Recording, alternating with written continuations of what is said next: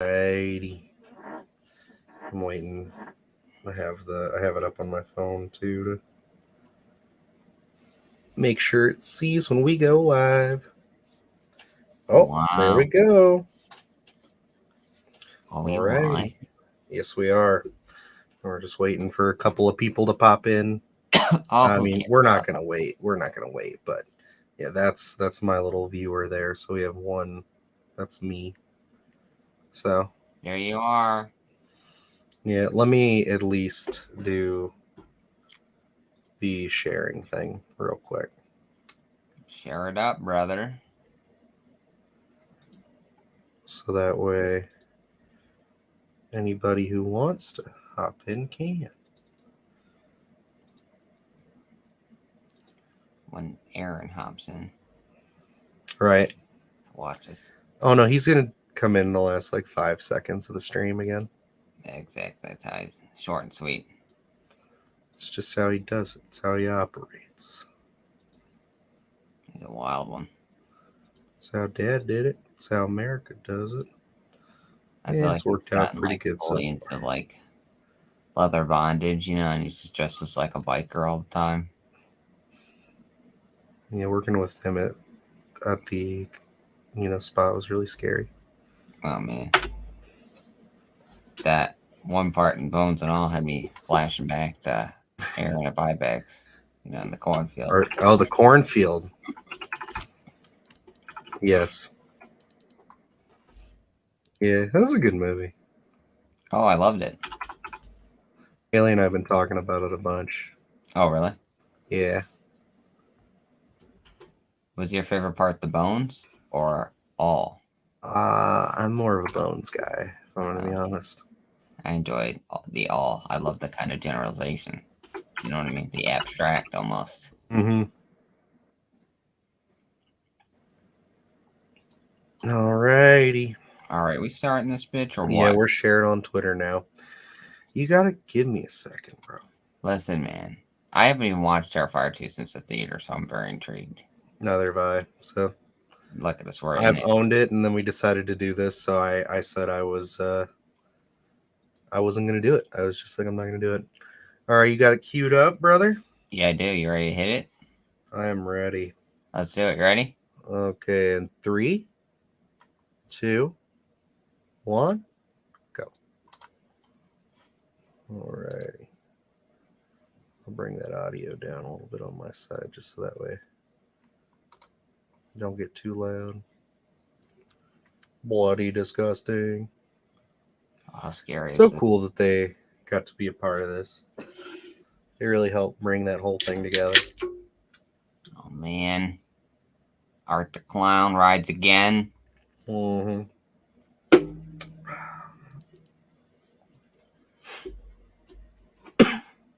I remember walking into this and being like, man, I really hope there's more to this than the first one because this is so much longer than the other. Yeah, I know. I just remember that drive out there and already knowing what kind of night we were going to be in for with Hellraiser dropping. Mm-hmm. And I was like, man, I hope this travel time is not just a waste of a theater experience. No, and it was great. We enjoyed it. No, it was wonderful. I still haven't revisited Hellraiser 2, but Hellraiser, but I could say Terrifier 2 is probably my favorite film that night. Oh yeah, no, I would say so. And I like again that we're just picking right up from the first one, because again, I like this ending bit. This ending bit was my favorite part of the first basically the first film. Like I would say, I liked where we kind of got the supernatural angle just coming out of nowhere, and then really tying this all up nicely. Yeah. I'll look at him here. Mm-hmm. Oh, bloody! What a great look he has. Watching the original Terrifier, I wasn't really necessarily sold 100%, but then this one really cemented it. I do enjoy his look a lot. Mm-hmm. Yeah, no. Before this came out, a lot of people were. There was a lot of debate about, is Art the Clown the next horror icon? Yeah. And honestly, like with the first film, I was like, no. We have to see more. But this movie and everything they do, I think he's got so much more personality. And there's so much more fun to be had with him that, like, yeah, he could definitely, maybe after one more movie, could be considered icon status. Yeah, I think so. And that's where it's like going into that first film and us kind of figuring out our thoughts and how we felt about the original film. I was just like, man, I don't really see that sustainability there. But after this one, and they actually told a story with him here, Mm-hmm. there is a great amount of potential. I'm excited to see what that third one's going to bring. Mm-hmm. I love, it's a very unique way to use the character too, because it's like the thing you got to give this movie credit for is that it's not like generic in a sense. Like, it takes a lot of big swings as Yeah, far as like how there we it's go. choosing to See, tell its perfect story. timing. There we go. Yeah. Yeah, I actually lied. I watched this movie like 20 times so I could line up a bunch of puns uh, at odd times during the stream, so that way we're good. You Oh got to my keep an god, eye on art, the right? eyeball. And the Jeepers Creepers kind of thing that I thought was going on here was kind of cool, especially coming off of the last one being so poor. I was just like, yeah, I love this this potential here of Yeah, him kind of stealing body parts and putting them yeah. in. I think that's a All lot of right. fun. All right, we got Charlotte Jones coming in here saying best horror movie ever. Seriously, one of the best of the year for sure. Absolutely. Will it stand the test of time? I think it has a good chance. I I'm think so. curious to see where this series is going to go, because this one, in my opinion, has like some of the best. Like, it's just shocking to me the You know, quality difference. You know? and it's like the effects alone here. I mean, they are Oh, really well done. seriously, yeah. I mean, like, you're talking some really, really great effects work here, which I guess we can really credit to the pandemic, because Damien Leone, he had a whole nother year to work on some of these effects. Like, Yeah. when we get to my next like the next best kill, in my opinion, Yeah. with the bedroom scene, it's one of those things where it's like, that Oh is just man. unmatched, dude. Like, Yeah. it's crazy. Maybe a part 3. I'm hoping for a part 3, Charlotte. Yes, absolutely. I would kill for a part 3, which I think we're going to get. I think, Yeah. there's too much hype. Too many people have come out and shown up for this movie. And And I'm really feeling like that's going to happen. It might take a while, but we'll get there. it's like, just the the graphic violence with the great effects, and then right here with this comedy of him coming into the dry cleaners to wash his suit, just absolutely phenomenal Mm-hmm. stuff. Yeah, no.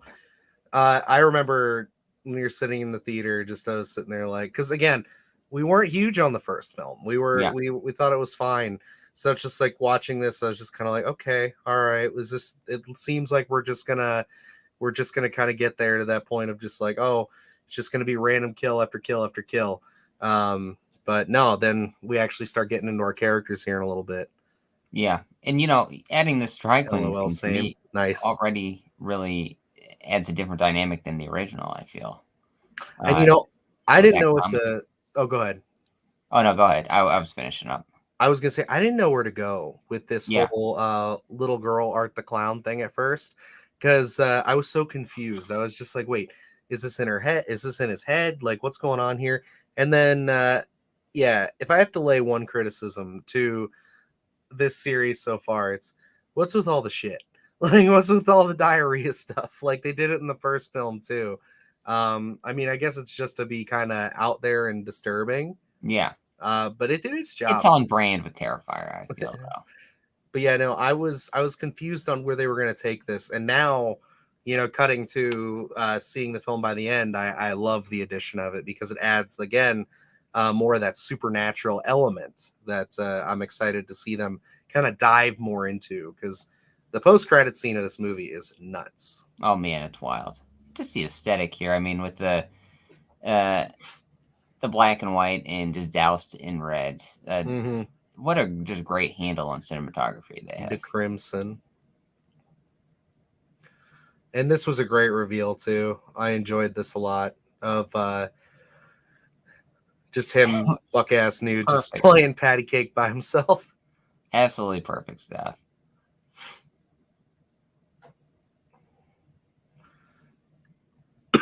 And I'm gonna bring up everything on here, all the facts and stuff, so that way we're Well, and see, and this is what already like we have a lot of iconic slashers and killers, but like just this scene alone with the dry cleaning, all this stuff here really sets Art the Clown apart, making him feel like his own unique kind of killer, and that's hard to do nowadays with No, everything I'd that's agree. been done and kind of things that you know all the boxes you need to check to have an interesting killer. So it's really hard to do, but they really did something special here. Yeah. And David Howard Thornton too. I mean, like, seriously brings so much to this character. I cannot give him enough credit. Especially like even in those opening moments, just at the dry cleaners there. Like just playing patty cake with himself there, buck ass nude. Just like he's committed. Yep. And then Lauren Lavera. Yeah, she's honestly, I will give her the standout of this film. I was not expecting to have such a wonderful, like, well-rounded final girl Yeah. going into this movie, and I think she's one of the best in modern horror cinema. Like Oh, yeah. I can stand by that. I think that her motivations are great. Just the way that she's portrayed, with still not coming off as your standard typical like virginal weak kind of classic 80s final girl. She really holds her own and she's interesting. And I think that that's awesome. Like I really appreciate that stuff because I don't think these characters are that hard to write, but I think that it's just a lazy approach when people don't do that. You know what I mean? Yeah. Because it's like you just make them human. Like that's all it is, and that's what they do. They make them human, and I think that she brings just a wonderful performance. I'm so excited to see what she does in this genre going forward.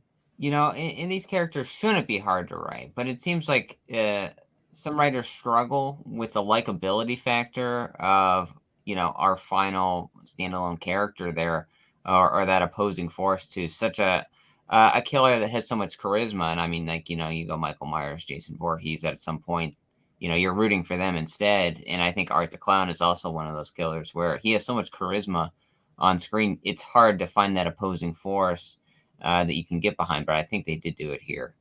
Absolutely. And I got to say, the soundtrack too in this movie Oh, was also something I quite enjoyed a lot of. I really liked how it went for kind of that synth wave kind of, but more like a modern touch, not so yeah. much like the classic Carpenter kind of synth. And we were going through the opening credits there, and Dylan, I don't know if you know who Chris Jericho is. Yes, he's a wrestler. I know. Okay, yeah. So as soon as I had seen those opening credits, I had just been waiting for Chris Jericho to show up in And he's here. like the last 5 minutes of the movie. And I got so excited when he finally popped on screen.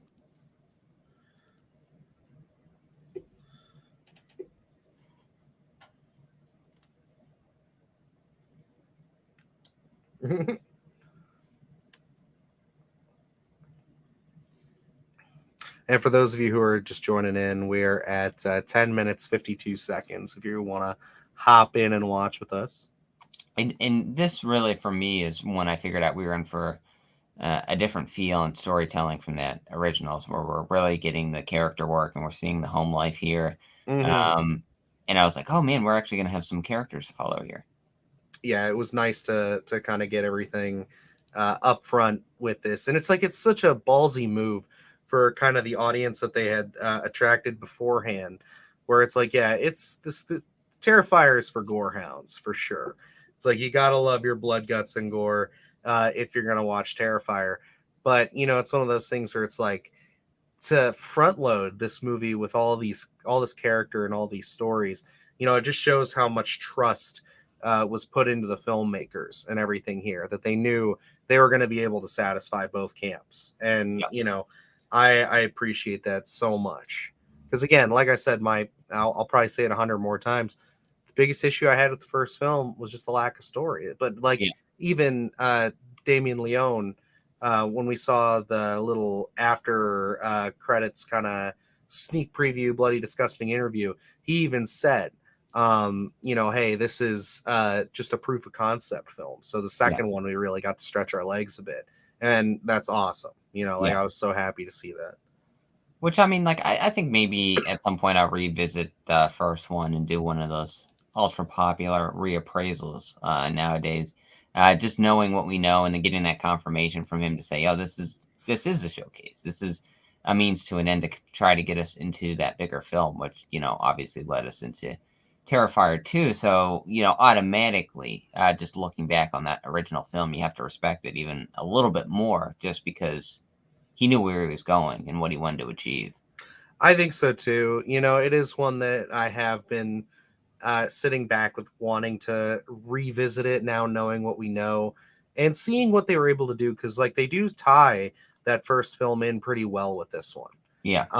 So it's one of those things where I'm just kind of there they go right now, where they're showing her brother looking up all the crime files and all the stuff online from last year's murders. So it's kind of one of those things where it's like, I would be curious to see where I sit with it now, seeing what we have. Yeah. And now being a bigger Art the Clown fan, plus it's not like it's that much of a commitment, really. No, It's not at all. like an hour and 20 minutes, Yeah, I think so. maybe. It's like really, really light on that. So it's not like I'm sitting there, settling down for a 2-hour epic like this one. And even this one, going into it, like, 'cause once we knew the runtime and going to sit down in the theater, I don't remember this one really feeling all that long when we watched it, just because it does move and they do have a story that they're telling. So it wasn't like one of those, I'm sitting here forever. It does seem like it moves pretty quick. No, it does. And I'm already feeling that right now as we're watching this. Just because it's like I'm just trying to remember some of the sequences as we're going through. And I'm like, we're about to be at the dream sequence already. So it's kind of one of those things where I'm like, man, this is probably gonna fly by pretty quick. Yeah. And I just love the setup here, the house, just the shot setup here. It's not like ultra vibrant. It almost has like an old-timey feel to it, just with the paneling and just the color choices that they made. It feels very Midwest. Feels like something we both grew up with, Yes, 100%. Which where did they say this takes place in? Is this isn't Oh, Ohio, is it? nah, I don't think so. Someone They say has to know it's I think they mention the town. They don't mention exactly where it's located. let me see. Oops, Kratos fell. God damn it, Dylan. Hmm. And I do love that, we kind of criticize the first one with not having that much story or a definitive character to follow. It's like this one, they jump into actually two characters here. And the relationship here, the brother sister relationship, it feels genuine. So, and that's where it's like with some of these lower budget films, you never know what kind of acting you're going to get. But they got two superb actors here. Takes place in Miles County.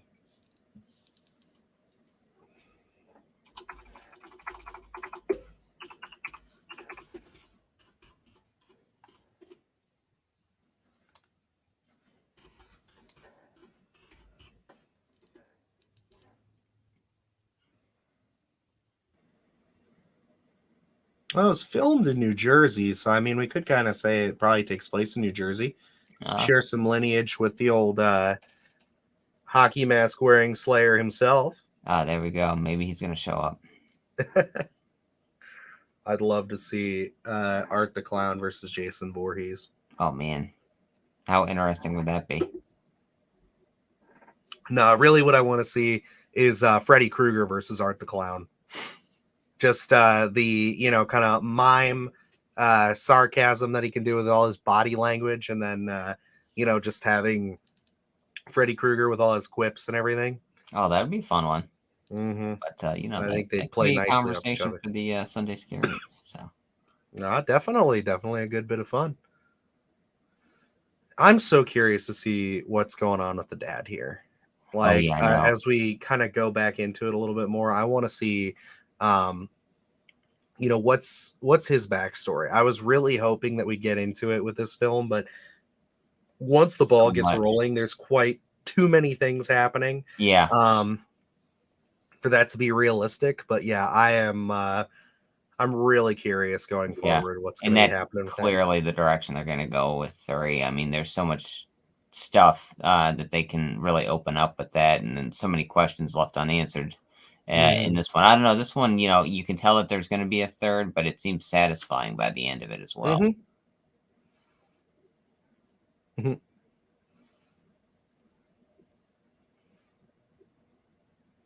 Oh, here we go. This damn song was stuck in my head for I days. know, for weeks afterwards.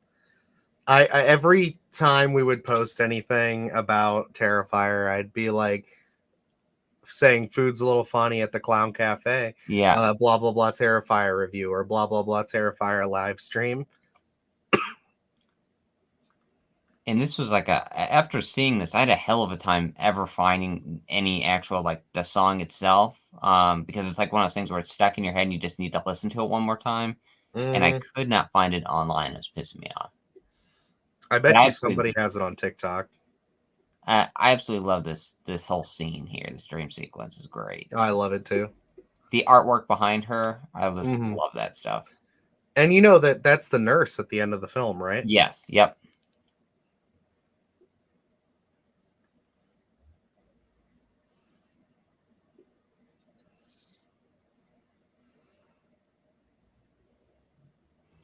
Food's a little different. Oh, funny. My bad.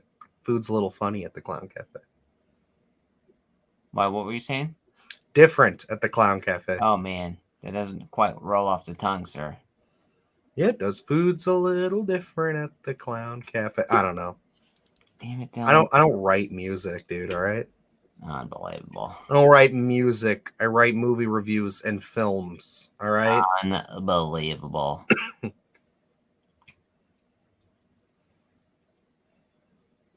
I'll get me some of those polka dot socks.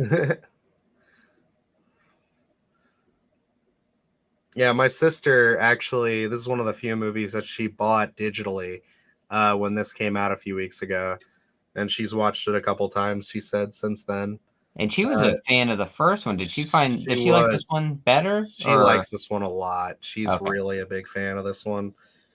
Because she again, she's also likes the story. She's Yeah. like, she appreciated the kind of the shocky, kind of like disposable nature of the first one, where it was just more fun to watch with friends and watch them a bunch of gore and stuff like that, and how shocking it was. Yeah. But for this one, she was like really into all what they did to expand art, and she likes Lauren Lavera's character and all that, Sienna. So she had a good time with that night when we all went out. So, and it's funny. There is actually a little this company that is right down the street from my old neighborhood. There's a little food truck thing just like that. Oh, really? Yeah, it doesn't have a window, but it's got like a cloth that opens up. Yeah. And she's like, ever since she saw that movie, she just sees that, and she's just like, I'm expecting Art the Clown to pop out.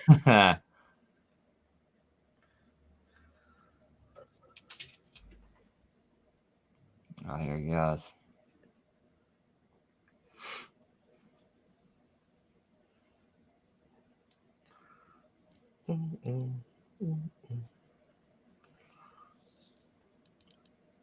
Yeah, I think there's a kill in here that I believe someone said had asked if it was a tribute to Trick or Treat, and then we didn't get any confirmation or denial, but I strongly suspect that it could be a tribute, because I think the a few people from the creators of Terrifier 2 did like it. So Mm-hmm. if I didn't have another reason to enjoy this film. Yep.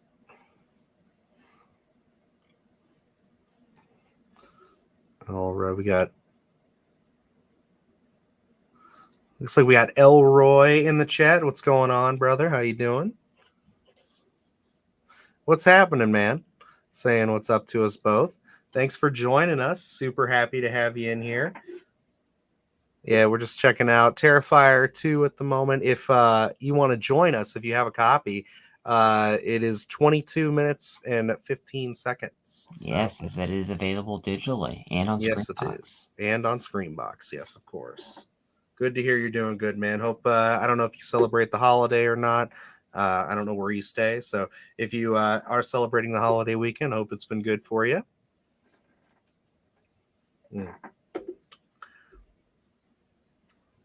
Right here with you, brother. We were, again, not the biggest fans of the first. We felt like it lacked some things, but this film really got us on board in a big way. And we were even just talking about doing a reappraisal of the first film. We're gonna have to go back Again with now. these effects. Again, perfect effects. I do think that when she opens that box, I mean, we're just throwing movie reference after movie reference here. It reminds me of My Bloody Valentine. Oh yes. Which he is repping in his little profile picture there. So love that film. And that's what's like, all these references that were thrown out, would not be surprised if they are actual tributes. You know what I mean? Just because they're fans of the game as well, so they knew what they were doing. I just love this, him just mowing down everybody. This just adds to the great aesthetic, but also bringing back the classic gore of the first. El Rayo says 2022 has the best horror movies. Yeah, I think that this has been a crazy great year for horror films. That is on the money. I mean, we can literally say everything from The Cursed to Barbarian. This, I mean, Nope was great. There's been a lot of really good stuff. And we just saw Bones and All. And, for it being kind of horror adjacent, a little bit more of that high art kind of horror, that was also a really excellent film. Yeah. I mean, in that review, we talk about kind of how you can intertwine those horror elements into almost any sort of storytelling. And I mean, you have something like Terrifier 2 that is, straight up great storytelling, an intriguing story with a lot of gore. And then you have something like Bones and All that is horror in a sense, but also very dramatic. Mm-hmm.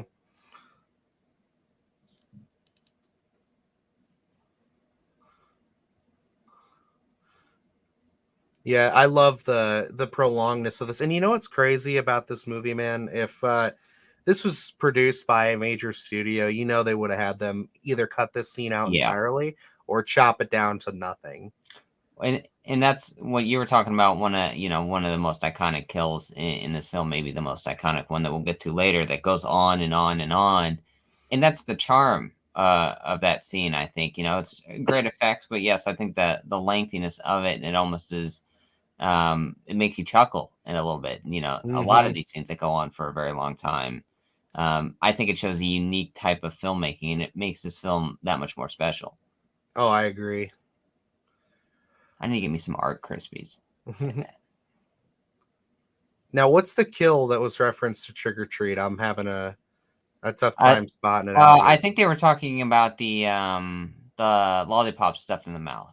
Okay. Initially, is what they were going to go, and because then they drew the parallel with the opening with Sam. And all right, El Rayo says, "Who's your favorite horror movie character?" I mean, for me, I'm going Jason Voorhees all the way. I'm a big Jason fan. I got all his representation all the way across my background here. That's my boy. I love me some Michael Myers also, but Jason is mine all the way. Yeah, and for me, Michael has been my guy for a very long time. I mean, you have a lot of either great installments or absolutely horrible installments, but that original, and I think the follow-up, that original Halloween 2, I think are just a great kind of lore. And then even Halloween 3, even though Michael's not in it. So I think Michael's always been my guy from just a nostalgia standpoint. Seeing the Halloweens probably first as a really young kid. I mean, Jason's a close second, especially with those first 4 installments, but I think Michael edges him out just a little bit. All right. He says, my dad is a big fan of Jason, and my favorite is Michael. Yeah, excellent choices there. Your dad has excellent taste. And yeah, I mean, Michael's a close second for me, honestly. I'm with you guys. Like, I love the Halloween films. Obviously, I have my opinions on them with the video essay we did back in October during Splatterthon. I was talking about that and how that franchise has affected me deeply. But I don't know, man. I think for me, I always fell in love with those Friday the 13th movies. And I got to say, like, Friday the 13th, 2009 just hit at a perfect time for me. I talk about it all the time where that one was just kind of like, I saw it, and it was just one of those things where I kind of really understood it all. I got it. I was like, that's what I like, and I've always been like a big horror fan. Like, I like Jaws growing up. I like my monster movies, but like, that's the first one where I was like, I really fuck with slashers. And I've loved all the Friday the 13th, not all of them, but most of the Yeah. franchise. But I can still watch them all. I will go through the whole series. I'll even go through all the Halloweens. And the Nightmare on Elm Streets and stuff. There's really, even though I say some stuff is really bad, there are some things that, like, some icons are just so iconic that I'm still gonna find my way back to them at some point. Yeah, and I mean, we talked about it. It's hard to create a new horror icon. They've been kind of adding to that Mount Rushmore. Even the contentions of who could be considered in that Mount Rushmore has been very hard because it's been very consistent. 4 or 5 already in there. So it's like when you get something like Terrifier 2 out here that brings something unique and different, it could be like, well, art could be in the conversation. This is something unique and special. Yes, yes, yes. And then he asks, what are your thoughts on Prey, the new Predator movie? You were at the right channel, brother. Oh boy. So when we first got things going, the trailer for Prey dropped, or leaked, we should say. So we had a lot to say about that. And we basically talked about it maybe every single Sunday Scaries. We mentioned it leading up to it. And yeah, I mean, we absolutely adored it. I think that's going to probably end up on the best of our year list as well. And that's one that I haven't rewatched. I think I watched it 3 times that weekend, and then I haven't. Well, no, I watched it one more time since then. But I have been hankering to watch it again. It's just such a great return to form. Yeah, and it's like I haven't watched it since our initial viewings either, just because of everything else we have to tackle for the channel.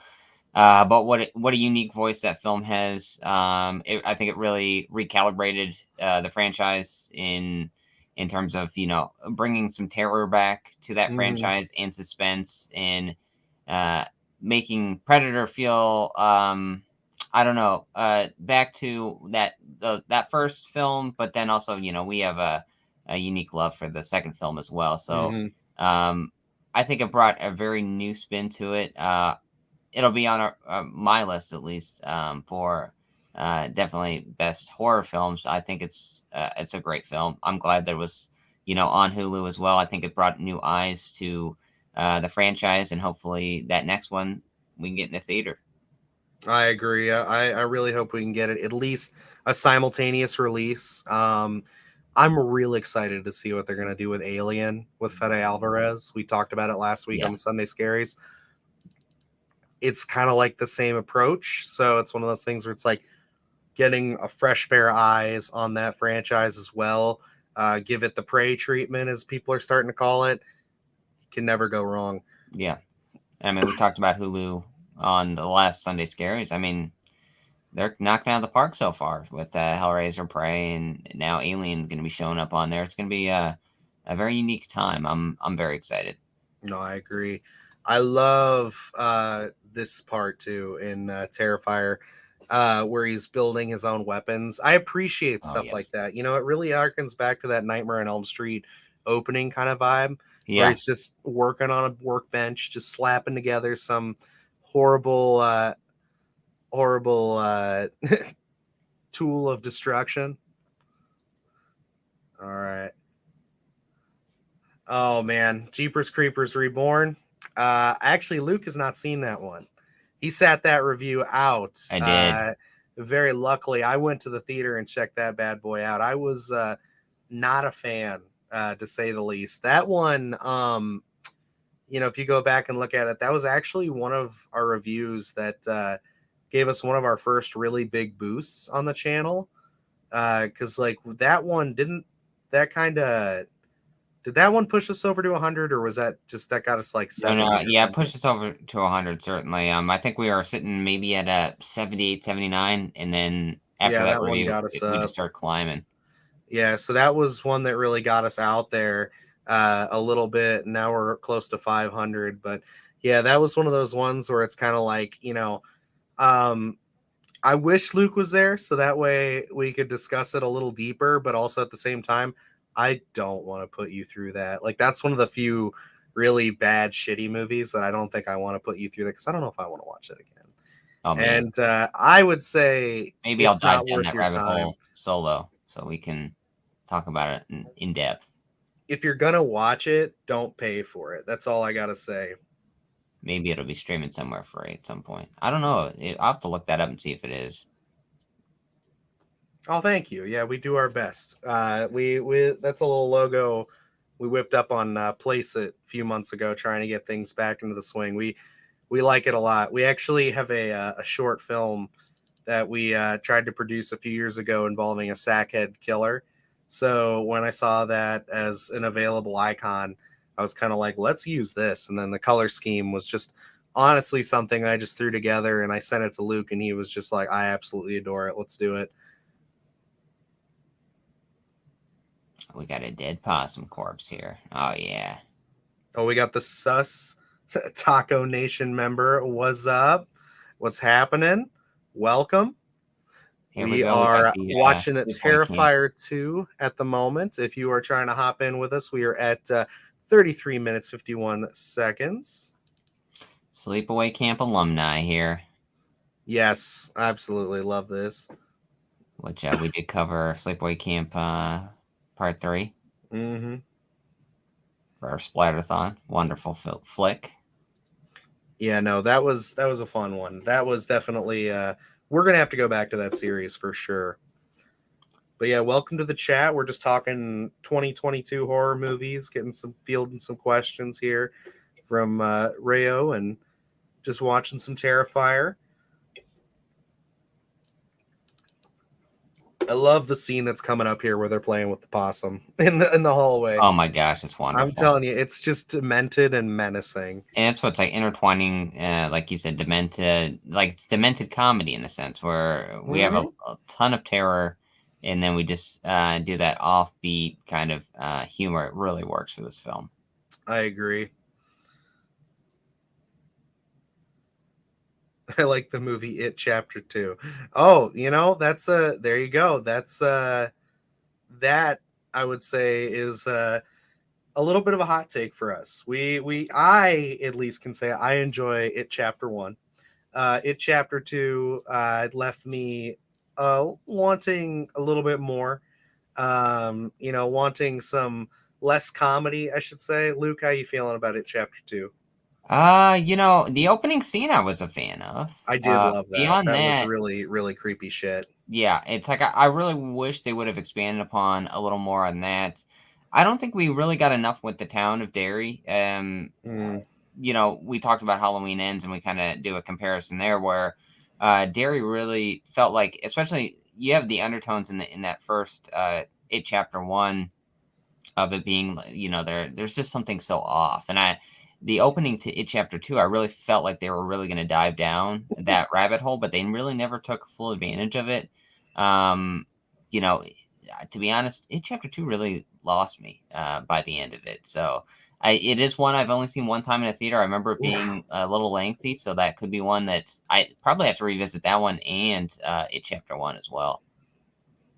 Werewolf by Night is the best Marvel movie ever. We adored Werewolf by Night, my friend. Yeah, that was a lot Oh, of that's so fun. good. As a Marvel shill, I can say that I have other ones that I could say that I think I put above that, but as the most interesting and refreshing thing that Marvel has done in a long time, easily Werewolf by Night. Yeah, and that one is, I'm pretty much off the Marvel train. I have been for a hot minute. Werewolf by Night was something I decided to check out uh, because, of the content that was there. Very unique. I loved it. It was a breeze. It was an hour long. I'm hoping we get more stuff there. I love the presentation of it. I thought it was really well done. Hmm. Yeah, I really want more with that black and white aesthetic. I think that that was such a cool take on And it. we had Man Thing. Come on. Yeah, no, Man Thing looked great. And it was one of those things where I did criticize how the werewolf looked, just because, I'm a bit of a stickler for the way I like my werewolves. I mean, American Werewolf is kind of the standard for me. Um, but yeah, it's one of those ones where I was like, yeah, that was solid. Is Bones and All really good? We enjoyed Bones and All. Yes, it's very different. It's not like an atypical pure horror flick. It is more of a drama with horror elements. But it's a totally unique story. I gotta say, it feels like an old 1930s novel. Yeah, don't go in expecting like pure horror at all. It's got the undertones to it. I think the intertwining of horror and the drama and suspense in that film is really well done. There's some great characters. Mark Rylance in that as Sully. I mean, check him out just for that performance alone. Absolutely unsettling. Timothy Chalamet, I mean, great character work. Highly recommend that one if you feel like checking it out. Yeah, they have a lot of great actors in that flick too, man, and they all are working at their absolute best. Oh, you checked out Nope today. That's awesome, Taco. That's great. I honestly, like, I walked out of that being like, I liked it. I thought it was great. But then, it was one of those ones where I was just like, I don't know. It's like I compare it to his other works, and I'm just like, man, I kind of think it's his weakest one. But now, honestly, sitting back with it and giving it somewhat of a rewatch on, because I think, isn't it on Peacock now? I watched Yeah, it on some streaming service just the other day. I threw it yeah, it's on for a little Peacock. bit, and yeah, I really enjoy that. I think that that's got a lot of really great elements. It feels very Spielbergian in a sense. Yeah, almost adventure-esque, very Hmm. different film. I remember seeing it. I do need to go back and revisit that one because I mean we're just doing so many different things on the channel. It's been hard to revisit everything that you've seen. The stuff with Gordy, wow, really great scenes. So such compelling stuff. It's we talked about in our initial review. I really would have loved to see them kind of expand upon that, just because it is just it leaving that film. That's some of the stuff that sits with you so much. Hmm.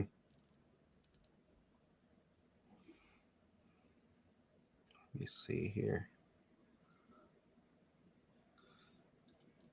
Reyes says I make a lot of horror movie edits, and they are really good. Oh, let me take a look at that real quick. I'll pop over here on my cellular device.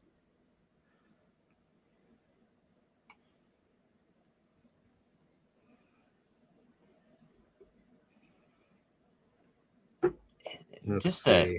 the feel for the Terrifier 2 here. I mean, this personality, this is something where we had talked about David Gordon Green's Halloween and opening up, the world of Haddonfield. Hmm. Terrifier 2, they really opened up the world here where, the shots of them at school and all this stuff, it feels real.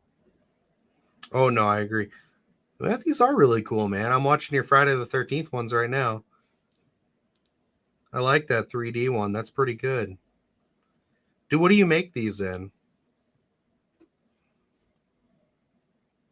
And you guys are best friends. That's awesome.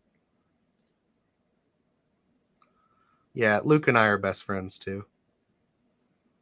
BFFs. This is another part of the movie that I really like to talk a little bit about.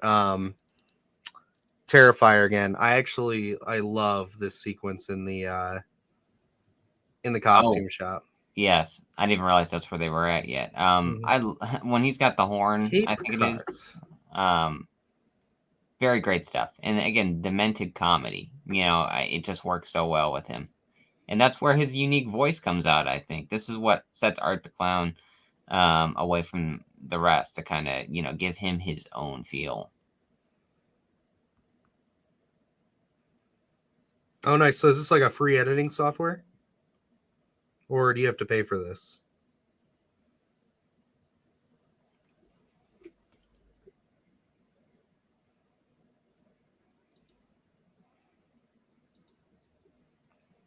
Sorry, I got a bunch of notifications popping up. And you guys make videos together. That's great. You guys should definitely collaborate on a channel then, because like that's what we started doing. Like we just started making videos together years ago, and then just this past year we decided, why don't we take this thing to the next level, and let's go start our podcast and start getting it going. It's free. That's great. Yeah, no, that's a great resource then, because yeah, I know editing softwares get expensive. We use Premiere Pro primarily and the Adobe suites, but that's like, again, what is that, like $50 a month? Yeah. Now it's stupid expensive.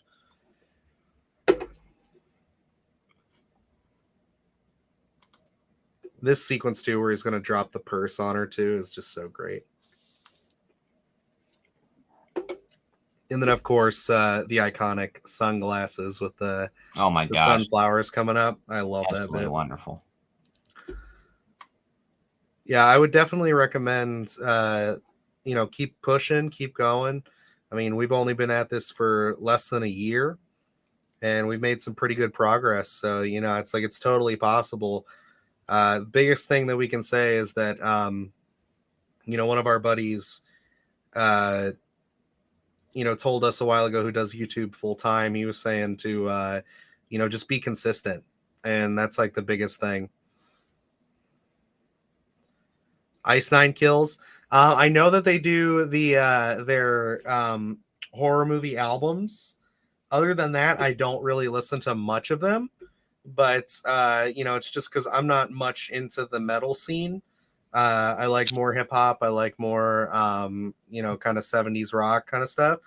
But it is one of those things where I appreciate them as horror fans and kind of what they were able to do. I know that the guys from like Damien Leone and the brother character, they all went to I gotta get his name.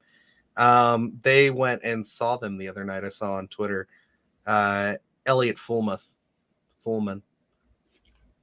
Here we go with his glasses in the background. This is again, they have so much fun to this film, and kind of juxtaposing with the gore and graphic violence with this random offbeat comedy is one of the centerpieces of these Terrifier films. Taco Nation says we want to make movies together in the future. That's actually a really great goal, because that's the same thing Luke and I are trying to do. We've been writing partners for a long time now. I would say probably since we really became friends back at Buybacks. I mean, we've been writing shit for a while now. Yeah, I think he's sucked into the movie right now. What's going on? They said that they want to be filmmakers. And I was telling them about how we've been writing shit and trying to make movies for a while ourselves. Oh yeah, it's a process too, trying to balance life and then kind of keep the creative juices flowing. Because that's always one of the things. I'm not sure if you guys ever deal with it, but it's like you come up with a unique idea and you're writing and you're like, oh, this is great. This is something that's completely different, and then you turn on Hulu or Netflix and you're like, wait a minute, someone else has got like a similar idea, and it kind of gets you a little defeated, but then you just keep going, because it's like writing is like a muscle. You got to keep working it out and using it, so you just got to keep your nose to the grind and keep moving. So and it's fun to kind of escape into your own world. You love watching these films like we're all talking about here. And then, I mean, me and Dylan pitched our own Predator films years ago. And one of my big pitches was that, you got to play with the time period a little bit. And it'd be interesting to take away from the Predator and his arsenal, and then Prey comes out and it's like, oh, well, it was interesting. So it kind of motivates you a little bit more, because when you get those ideas and you're like, well, I can expand upon that and put my own spin on it. So, horror movies are the best. So, I mean, we agree 100%. It gets your creative juices flowing. I think it taps into, the terrifying aspects, and it makes you want to tell those stories, because horror is so relatable. Yeah, no, I would agree, and I think that horror movies too. They are some of the best genres when it comes to kind of getting yourself started when into filmmaking. At least everything that Yeah, we've learned from it is just because there's always a market for it. People love being scared. People love, to give anything that might frighten them a chance. And then also, it's just got some of the best community members. So it's like they will come out in droves to support a tiny horror film. I mean, the one we're watching right now, Terrifier 2, the first film, people really showed up for that movie, and then they really showed up for this one. This movie made like I think it's like 10 times its budget at this point. dumb amount of I'd have to money. do the exact math, but it's a stupid amount of money. And now they're going to be able to do a part 3, 4. They could probably do 5 parts if they want to, if they keep it at the same budget.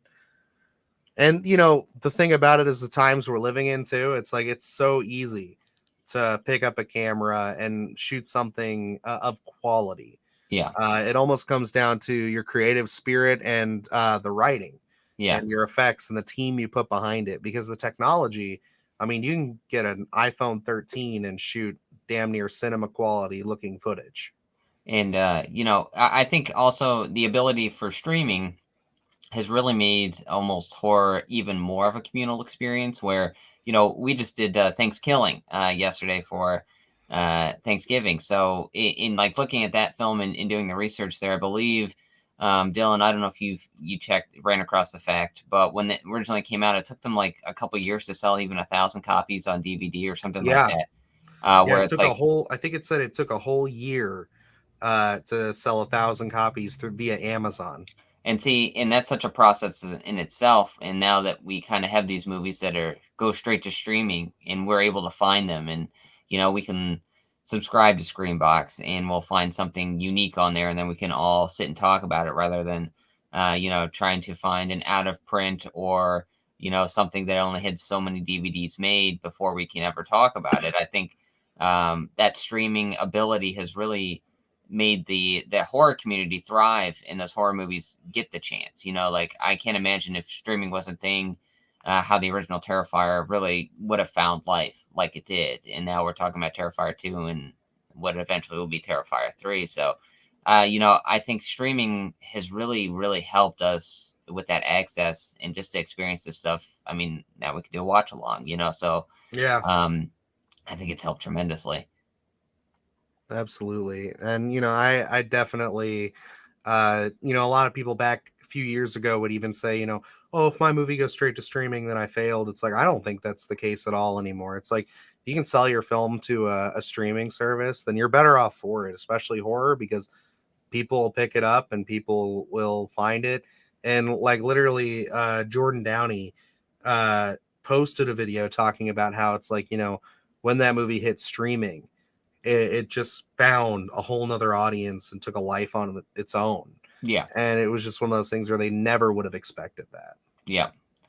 And that's where it's like, we talked about how Halloween Kills, Halloween Ends in the theater, also on streaming, which I love those theater experiences for the first viewing. Just it sticks in my head. I remember it. Same thing with Terrifier 2. It's like I love seeing this in the theater, but then I love the convenience of it's straight to streaming as well, being able to go home and give it that second viewing so quick. And I mean, we just talked about Prey going straight to streaming and how much of a win that was. So it's like everything's evolved tremendously over the past, 5 years. Hmm. And he says, I feel so bad for Ted White. He played Jason in the final chapter. He passed away on Halloween Ends.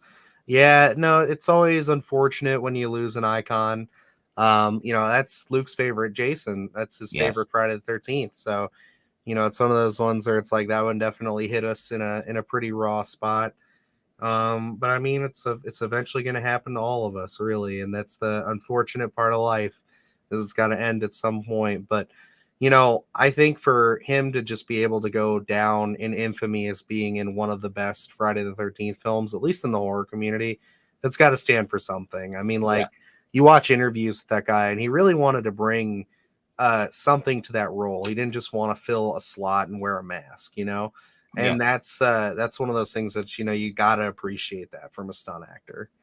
And I because they mean, take it so serious. we did do a little tribute that week on the Sunday Scaries for the Kill of the Week. We did do Jason Voorhees from the final chapter, which Mhm. was a little bit of fun. And then, we just kind of paid tribute to Ted White because, man, really brought something different, unique. That is my favorite incarnation of Jason.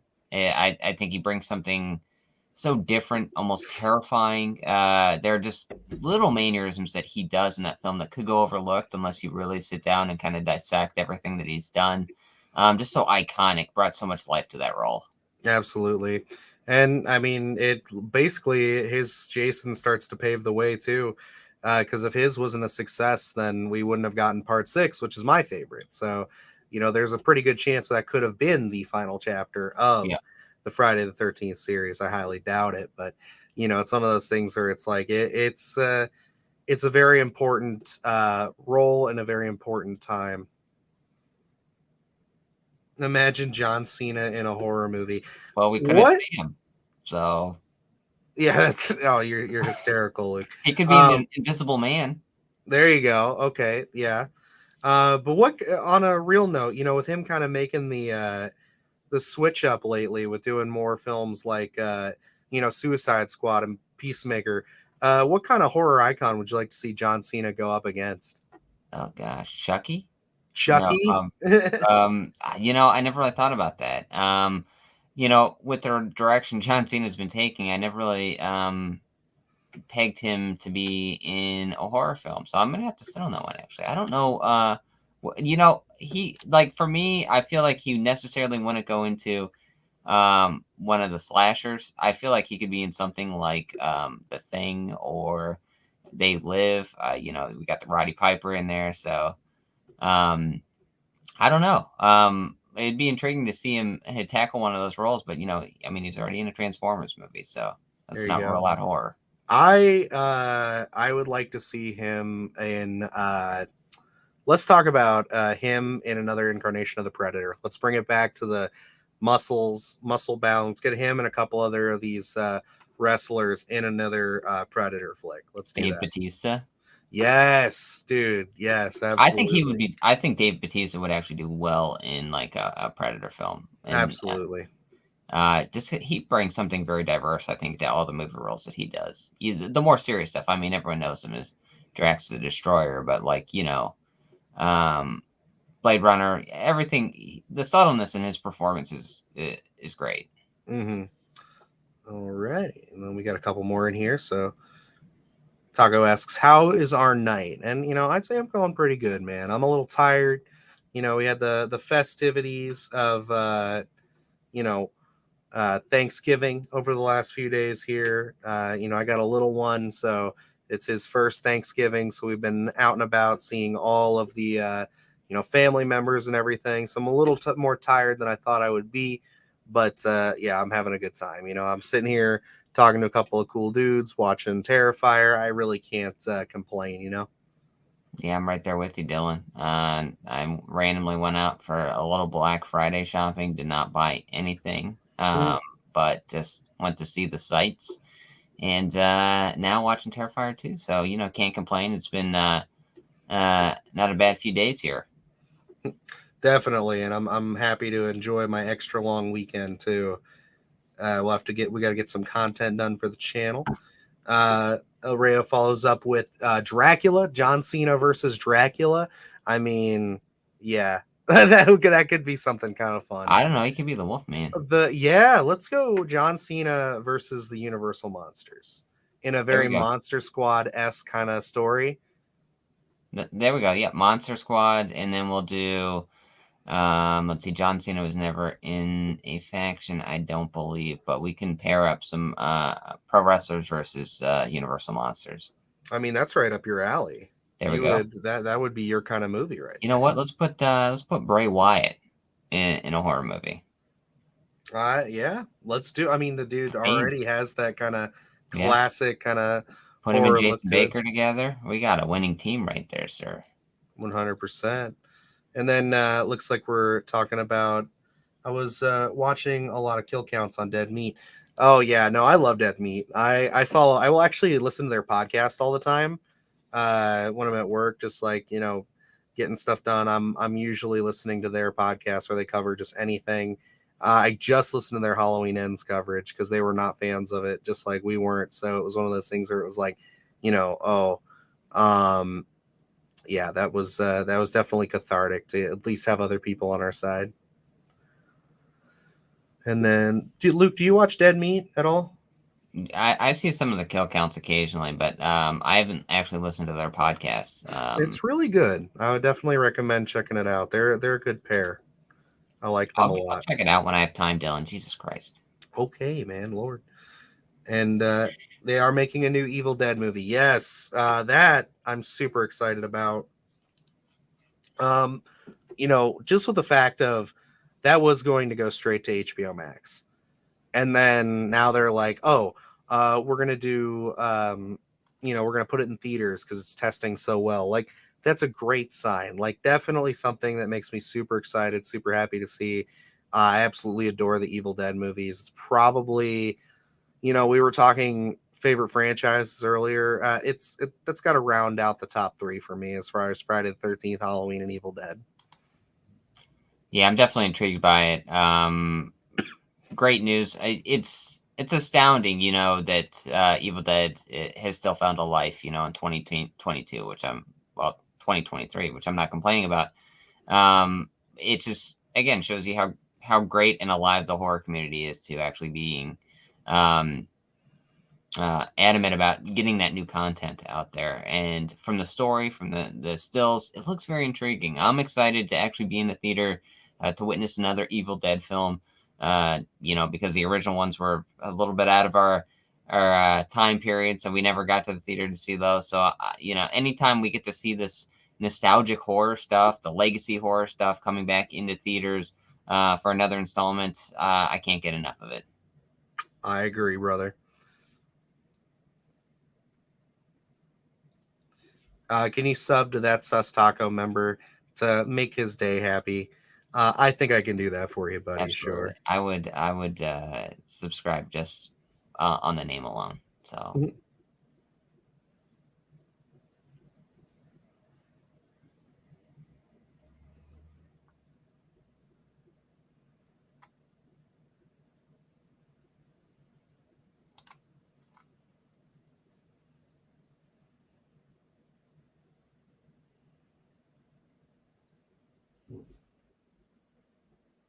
There we go. All subscribed up. I'm definitely looking forward to seeing what you boys can come together with on some horror flicks in the future. So I'll be keeping an eye out.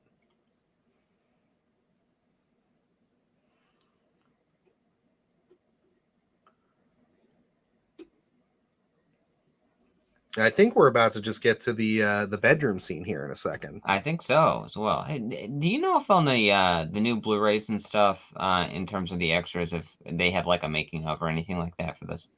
I don't know. I can take a look, but I would hope so. Yeah. And here we go. This is where we get serious. Of course, buddy. No problem at all.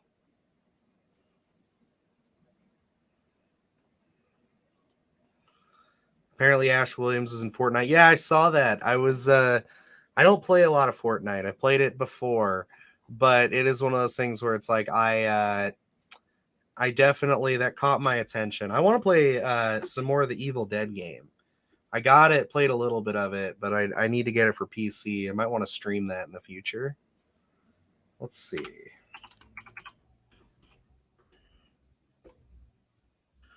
And then they have that new Texas Chainsaw Massacre game coming out. Now we don't know too much about it, Yes. but Supposedly sometime next year. yeah. And Killer Clowns. What are you boys feeling about Killer Clowns? You excited for it? I'll tell you, I am. I'm looking forward to it. You know that. We're definitely going to be playing some. Let's see.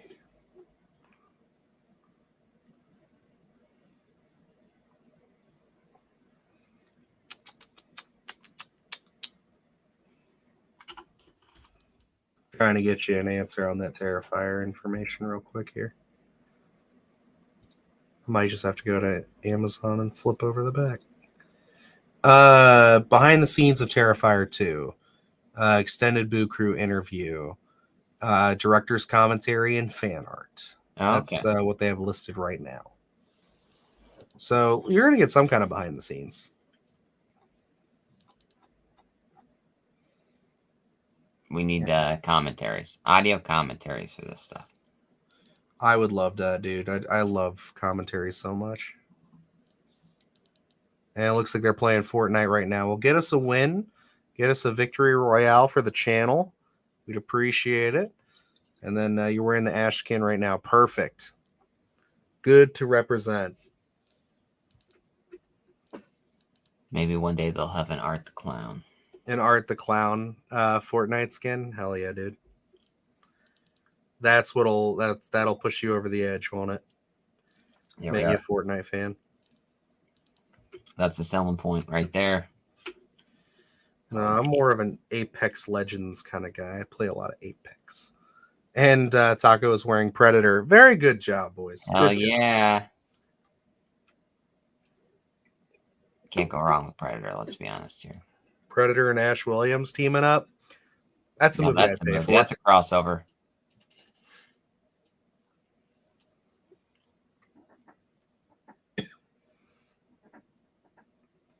Oh man, Art the Clown in your kitchen. Yeah, he's stalking around. I love that build-up. That felt very Carpenter-esque, very very much like the old-timey kind of horror. Not old-timey kind of horror, but 70s horror of him, the window being shattered and then just slowly walking in. Yeah, this whole scene's great, to be honest. I know, dude. If we did an award show, like, this is definitely the year's most brutal kill. Absolutely. And the extensive effects that go into just this scene alone. Wow. And again, the soundtrack here, very prevalent. Oh yeah, no, excellent stuff. Yeah, did I tell you this is the scene that I showed my dad? No. Yeah, that he hadn't seen any of it, obviously. So I showed him this, and he's like, I don't know, Art the Clown might be a little too much for me. He said, I don't think so. Yeah, he's like, this might not be the fit. And I'm like, hey, I totally understand. He's not for everybody. Oh my goodness. Oh man, this is vicious stuff. I love it.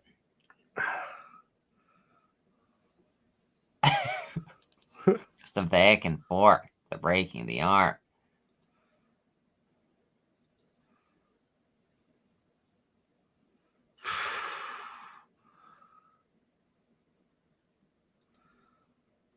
Evil Dead versus Predators. I would be down for that. Absolutely. Deadite Predators? Let's go with that. Oh, let's do it. It's a crossover we need. I say we all collab here and we write that screenplay. I think we get Arnold back with that one. There you go. We'll get Arnold and Bruce Campbell in there. Mm-hmm. I know he died, but we'll give Jesse the Body Ventura a cybernetic heart and arms. There you go. We can bring him back from the dead.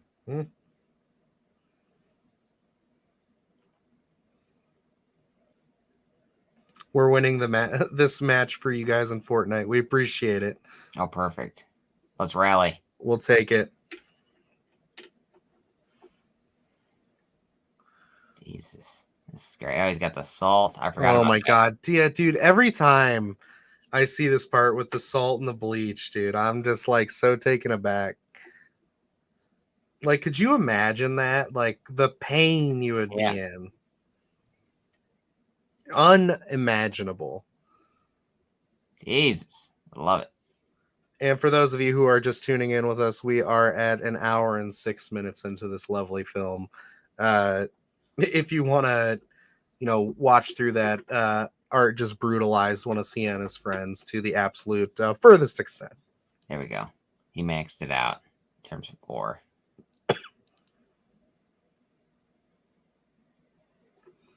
We lost 48th place. It's okay, guys. I appreciate it. Just as good as a win. It is. I'll take 48th place.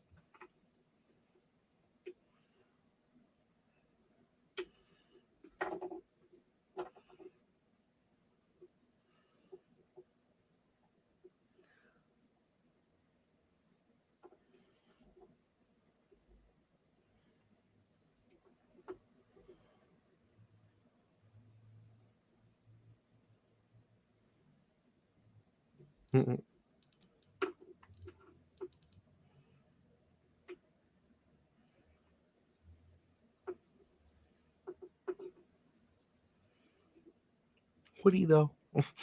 Woody though. Would he approve? I don't know. I don't know. It seems like he was a pretty down to earth guy. He drew comics, so There we go. Oh, here we go. I know.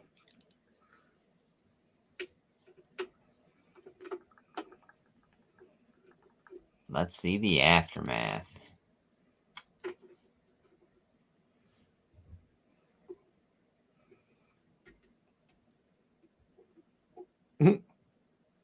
We got some horror movie emojis from Ryo there.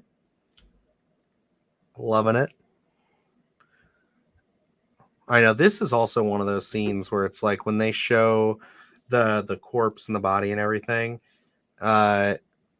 really just beautifully executed. Yeah. And this is again one of those things that we got because were able to take more time. So Yep. It all pays off in the end.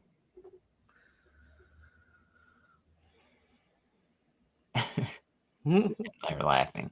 It's like extra salt in the wound. Oh man.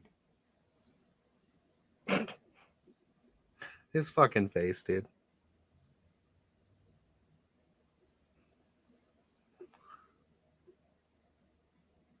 It's just like his delivery is so unique compared to any other killer, you know. Absolutely. Mocking them, laughing, you know. I love it. I love the uniqueness of Art the Clown. Mm-hmm. Honestly, you can't beat it.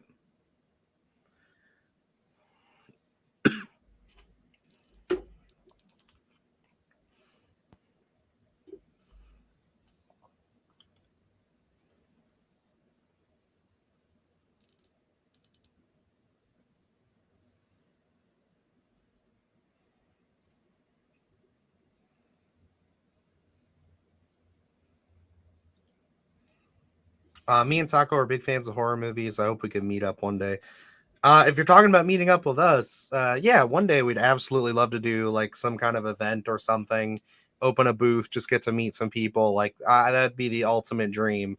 But right now, our work is just to grow the channel and just hope that we can get there at some point and make some merch and get it out there and just really try to take this thing off. I mean, shoot, I'd love to be at like a level of like a Dead Meat or something, producing horror movie content on a daily basis. Like that's always the dream. Oh yeah, just consuming horror content and then bringing it out there would be just absolutely phenomenal. And then making our own horror content also. That's a big goal of ours. And it's like the horror community is just a lovely place to live because how often can you just get together with people and randomly talk about Predator or Evil Dead? It's like this.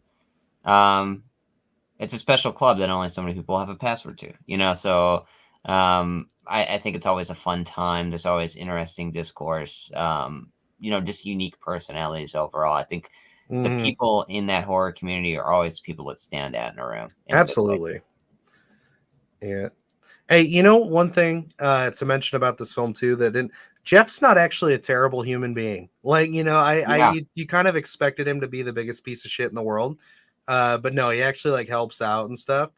So it's like one of those things where I appreciate that because it's like it goes against the grindstone a little bit, Yeah. And it's what's like, all the characters in here. It's very intriguing to go from Terrifier, where there isn't that much character work, into Terrifier 2, where a lot of the characters are just likable. Mm-hmm. And everything's really well thought out. Yep.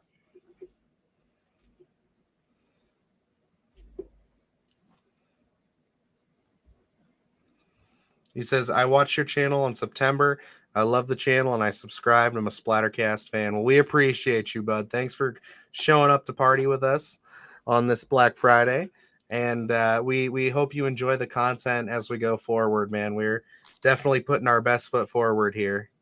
Yeah, we absolutely appreciate it. Like Dylan said, this is something we strive to do regularly. And, we love that you're enjoying what we're doing because it makes it worth it. And, staying up late to edit those videos and put them out and, designating an hour or two a couple times a week to kind of talk about those topics and things like that. We really appreciate the kind words.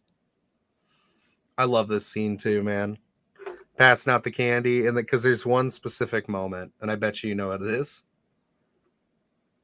Oh, yeah.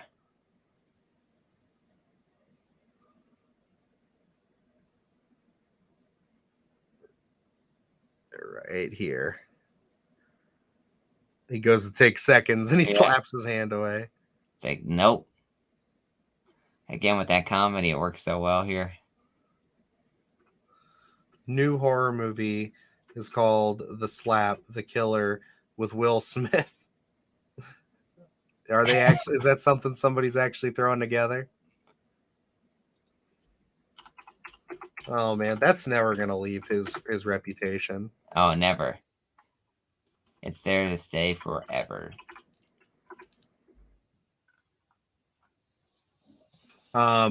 And you know, I saw a trailer today for his new movie, and it actually looks pretty sick. What's his new film? Starring Chris Rock. Very nice. Emancipation. It's going to be on Apple TV Plus. There's an alligator in it, and he fights it with a stick. Looks pretty cool. Oh man, it's kind of like Beast, but not at all. Not at all. It's actually about slavery and the horrific nature. Oh, I thought you were like the way you were billing this was like the main thing is an alligator. No, that's just something. He says no. It's just a joke. Very nice. I would see it.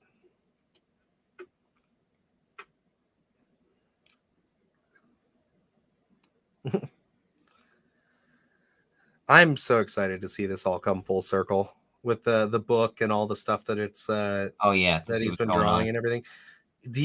I've seen some theories. Do you think that Art the Clown is their dad? Oh, you know, I never thought about that. Because they said he had brain cancer and everything, so it's like he kind of went nuts.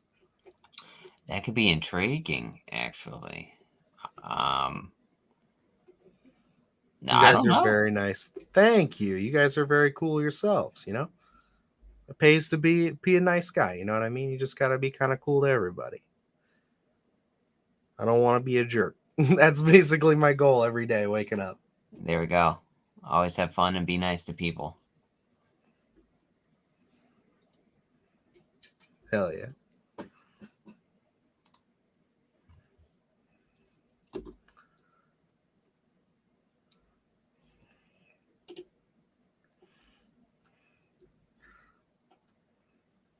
I love the balance of the brother and sister because you think she's just going to be our main character, but he plays. And then you get a little bit going with the brother too, and then how it all kind of pays forward as the movie goes on.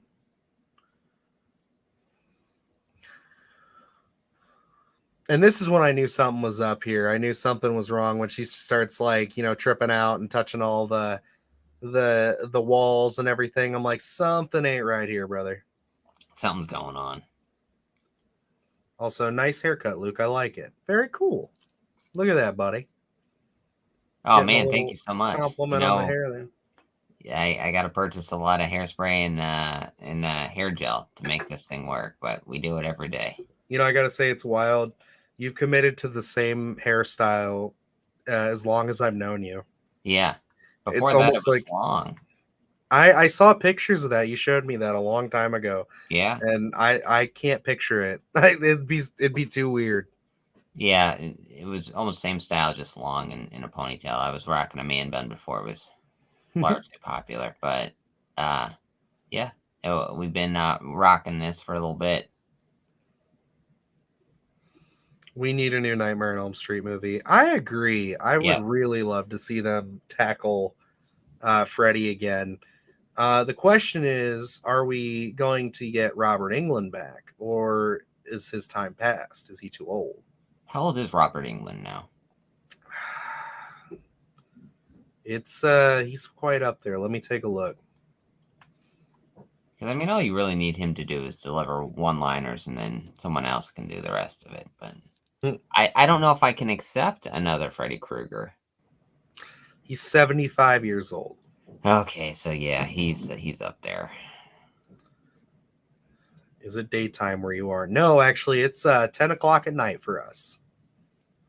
Yeah, Like, why we're couldn't we based go? out of the Ohio area, so we are. It is Springwood. evening for us, Springwood, Ohio. But yeah, no, getting back on this, man, I don't know.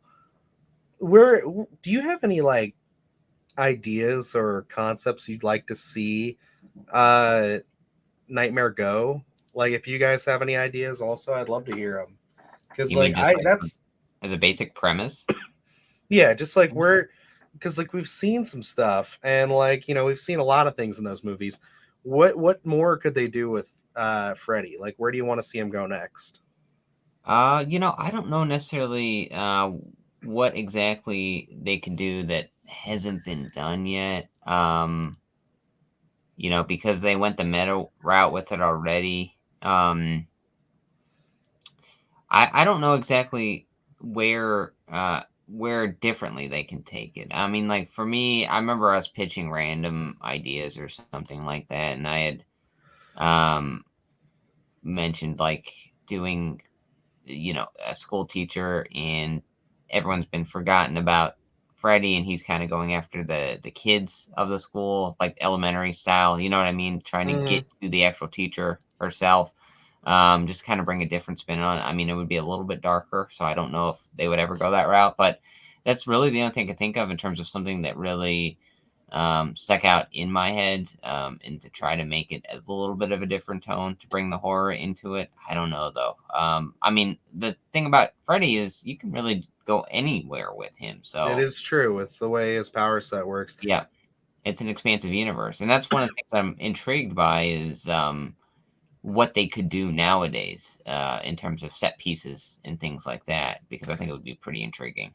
I saw a mock-up poster on Twitter a few weeks ago, and I don't think this would be a very good movie, but it was a Nightmare on Elm Street movie set in space because obviously Jason went to space.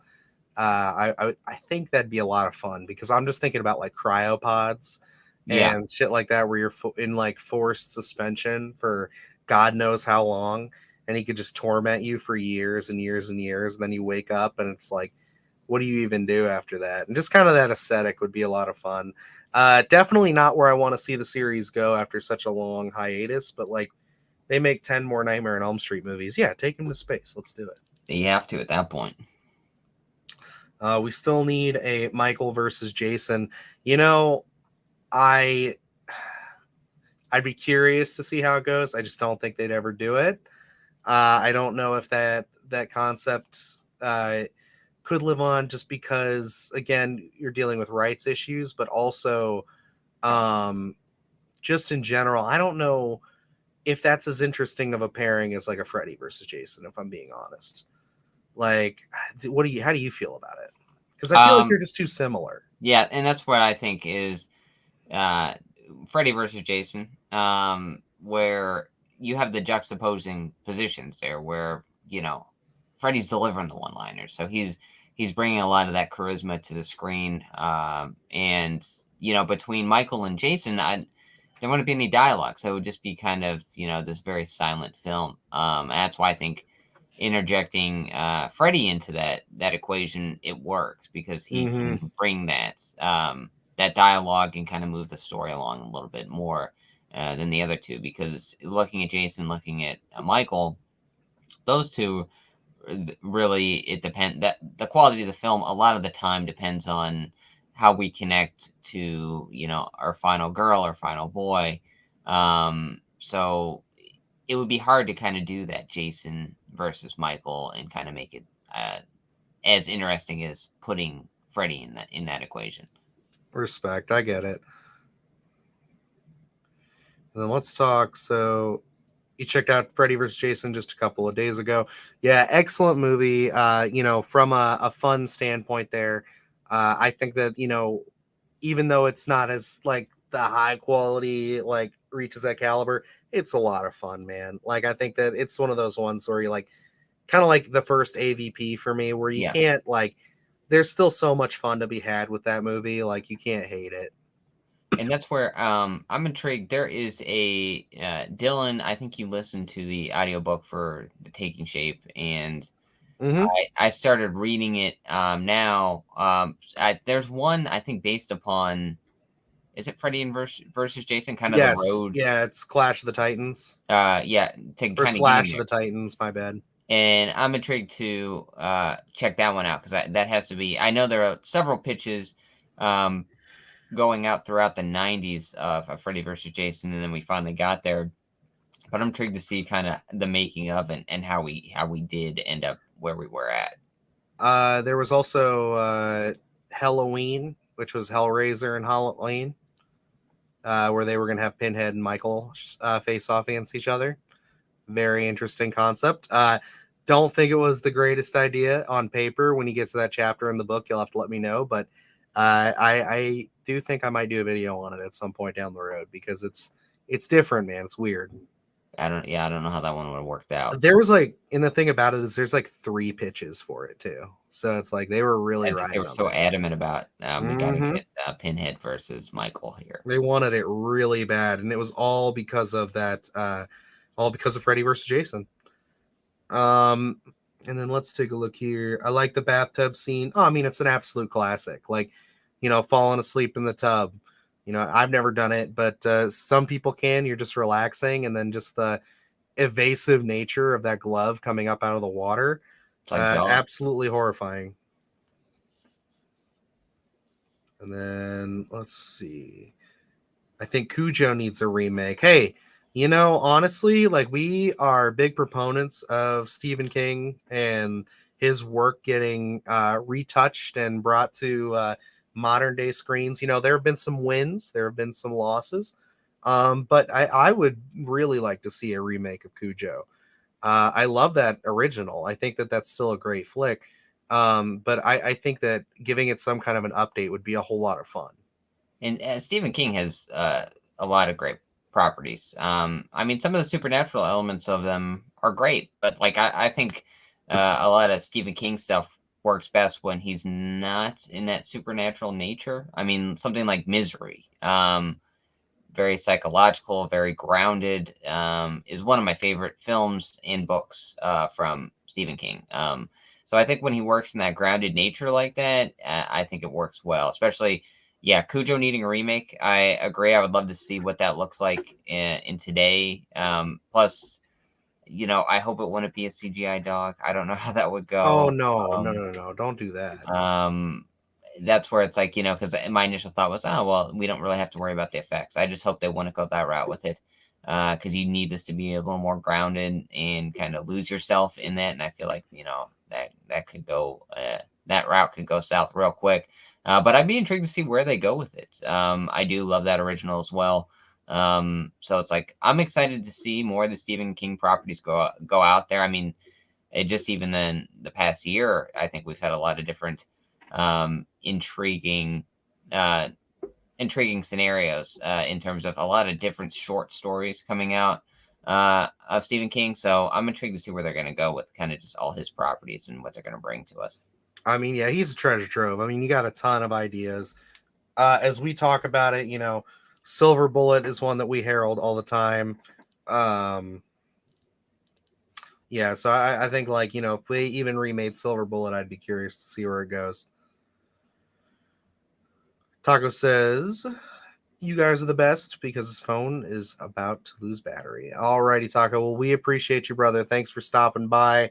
We appreciate you sticking around for the hour and a half that we've been in this. Great conversation. So we thank you very Absolutely. much. And yeah, we'll be keeping an eye on your channel, brother. Can't wait to see what you guys come out with. Okay. Getting back into the movie here. Forgive me. A little yawn there. Yeah, we didn't get to talk about it. We were talking Nightmare on Elm Street at the time that it happened, but when Dawn gets her face blown off, it's one of those things where it's like you kind of knew that death was coming, but this follow up, man, in the kitchen, like this the dining room with the mashed potatoes, Oh man, fucking brutal. Like my god. what just like degrading part too Mm-hmm. is throwing the mashed potatoes in her face. It's really disgusting too because it's like here we were talking about just getting past Thanksgiving and instantly going with mashed potatoes in the phase. You think about like mixing all your food and it just like how the mashed potatoes just intertwine with everything. And it's like just watching that scene just grossed me out so much. Speaking of which, I'm gonna go get some mashed potatoes. No, I'm kidding. There you I'm go. not that depraved. Come on, guys.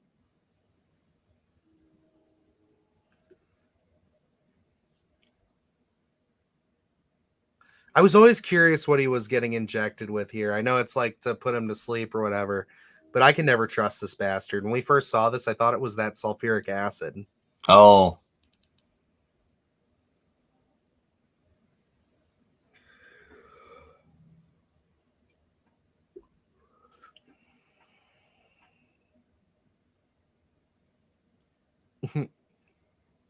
love it. David Howard Thornton, you bastard. I know we're gonna tackle something later, probably the Sunday Scaries, but I'm intrigued to see where his career is gonna go because I I mean know.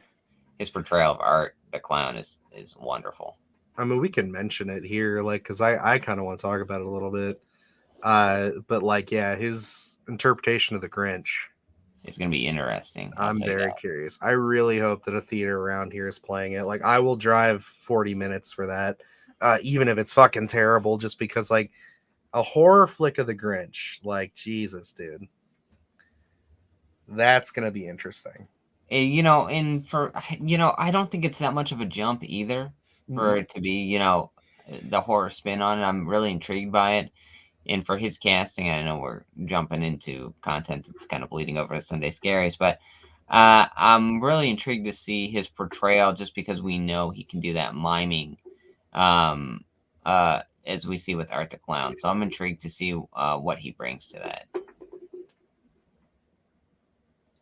Yeah, dude, we're also looking forward to it. I think like it's one of those ones. This kind of era we're heading into, it seems like, where a lot of children's properties are going to start getting kind of horrorized. I'm very curious to see how it goes. I mean, Blood and Honey is kind of taking the brunt of the action here, so it's one of those things where, like, if that comes out and isn't a hit, I'm curious to see where they're going to go with Neverland Nightmares and all this stuff. I think they announced another one over Was the it Bambi or weekend. something? Bambi, yeah, like they're doing something with Bambi. It's a different studio, I believe. But yeah, it's like we're getting even more. And I'm just And that's sitting where it's here like, like, I hope this isn't just like we're jumping on the train here and trying to make our mm-hmm. own spin. Like the Grinch, that kind of horror spin makes sense. It doesn't seem like a wild jump. I think the Neverland Nightmares as well is also intriguing. Kind of, I think that makes sense for that story.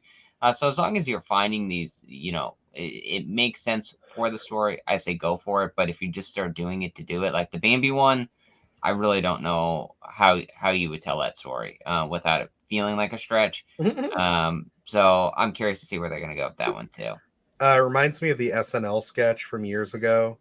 Bambi, where it's like Bambi's getting revenge. The Dwayne Johnson played Bambi.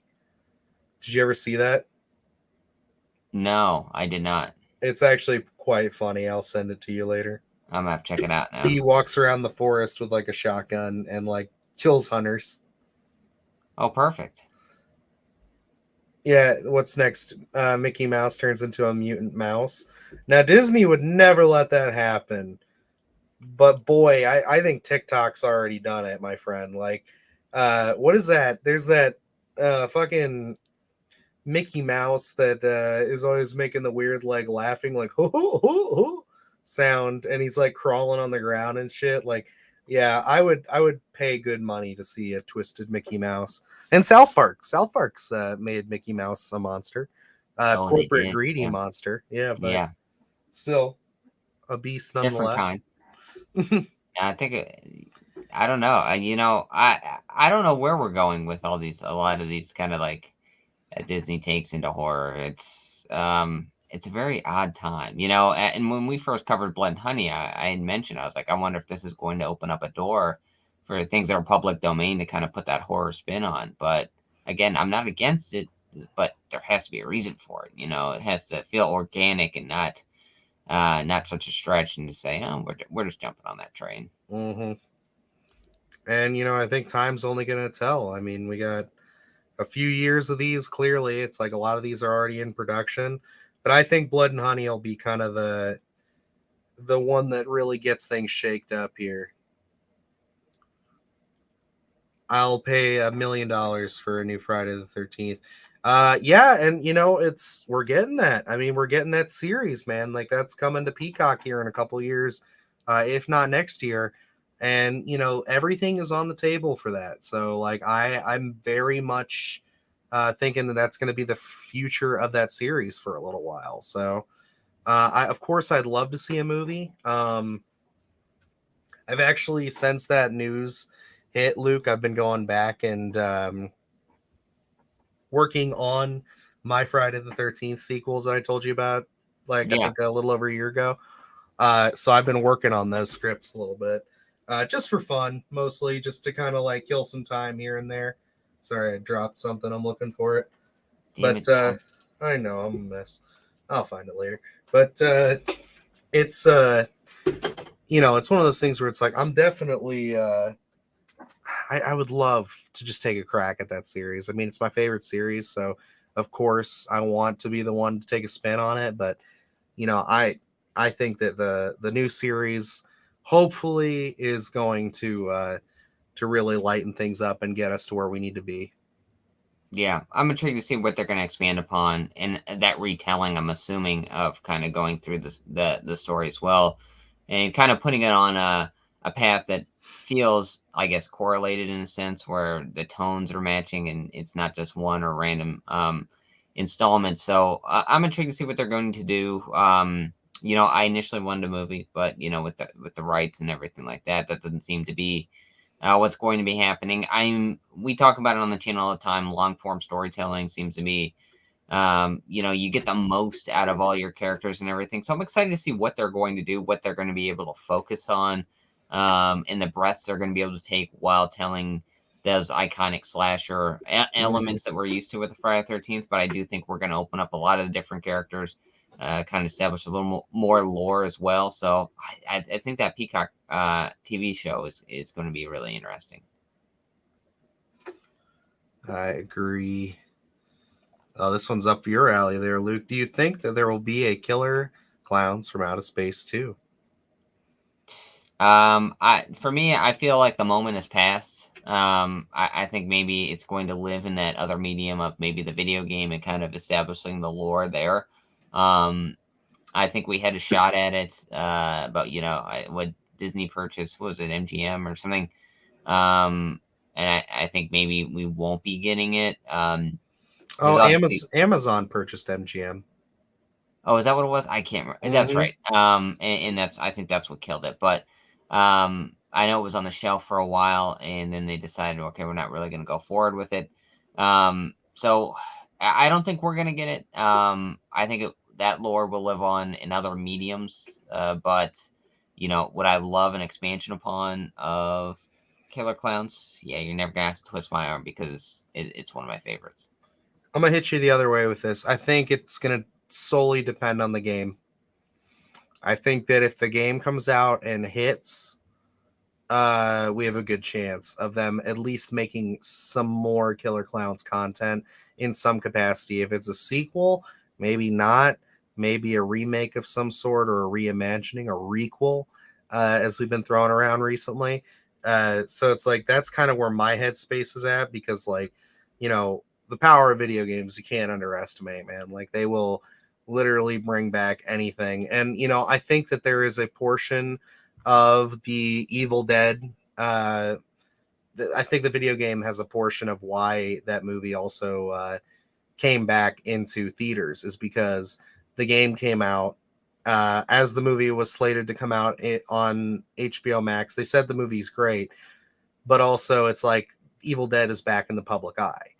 There's a lot of people streaming and playing that game. So it's one of those things where it's like that was big news when that shift got announced. So, But looking at Evil Dead though, Evil Dead's been in the spotlight a little differently than Killer Clowns. Where I mean, we got the remake for Evil Dead already before there was ever a video game. So I think the audience for Evil Dead is slightly different than Killer Clowns. Killer Clowns, again, was a moment in time film where we don't have that extra lore that we get with Evil Dead. So, like, I think people are finding Killer Clowns now, but I still think it's a small fan base.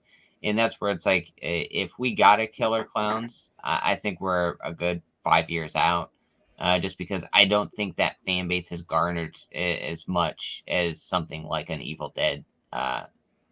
Evil Dead kind of, their audience is hardcore, where it's like Killer Clowns, the audience is there, but it's never like there are hardcore Evil Dead fans. Like my favorite film is Evil Dead, where it's like Killer Clowns is always like, yeah, I love Killer Clowns, but this other film is my favorite film, so I think we're out for a bit. Even if the video game is a success, I think if the video game's a success, I think maybe we double down on another video game or another platform. But who knows? I mean, hey, if we get Killer Clowns Part 2 here in a couple of years, I'll be there in the theater. I know you will be. I'll be there with you. And I definitely hope that we get more Killer Clowns content after the game. I want that game to be a success. Absolutely. Big time. I'm wearing a Jason Voorhees shirt made by my dad. He makes a lot of shirts by printing. That's awesome, dude. Definitely custom horror merch is one of those things that I totally admire. There was a what kind of Jason is it? Let us know. I want to know. Oh yeah, which Jason is it? That'd be version? great. And then also there's a company that I met when I went to the punk rock flea market a few months ago, and they are actually super cool. Let me see. I always forget their name here, but they post all the time. I think it was Halftone Horror. Let me see. Man, I tell you, I can't get enough horror merch. Like, oh yeah, I own so Halftone many Horror. They're great. Like, what was it called? Halftone Horror. There we go. They're the ones that I got the koozies for. Oh, there we go. I have mine sitting over here. Hold on one sec. Damn it. We got the little koozies. I got the They Live. Mine is actually sitting over there, so I can't get it right now. But yeah, bastard. I got the Trick or Treat. He's got the mask from Part 3. Oh yeah, excellent choice. Love Part 3. Love it. Iconic. It used to be my favorite back in the day, actually. It's a lot of fun. That film is a lot of fun. I like the aesthetic of it as well. Obviously, Jason gets his mask. You can't go wrong in that one. Again, some offbeat comedy, I think, in that one as well. But horror merchandise. I mean, you see someone wearing a horror shirt out in public, they're instantly your friend, I feel. Absolutely. It's an instant connection. Art the Clown fucking some people up. He doesn't give a shit. He says his dad has a shirt for They Live. Well, there you go, Luke. Does your dad sell anything online that we could check out? Yeah, I would love to take a gander. Your dad clearly has a lot of taste if he's rocking a They Live shirt, so.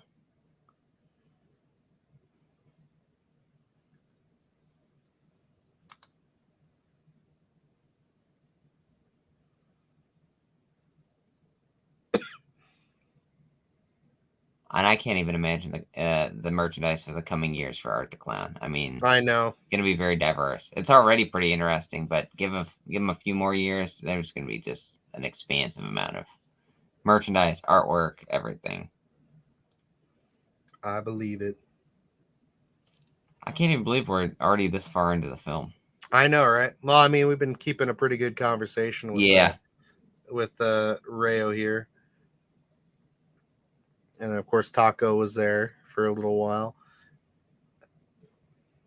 And I guess I'll drop the obligatory. We're an hour and 41 minutes into the film. If anybody has joined us and would like to resume the film with us here, catch the last half hour with us.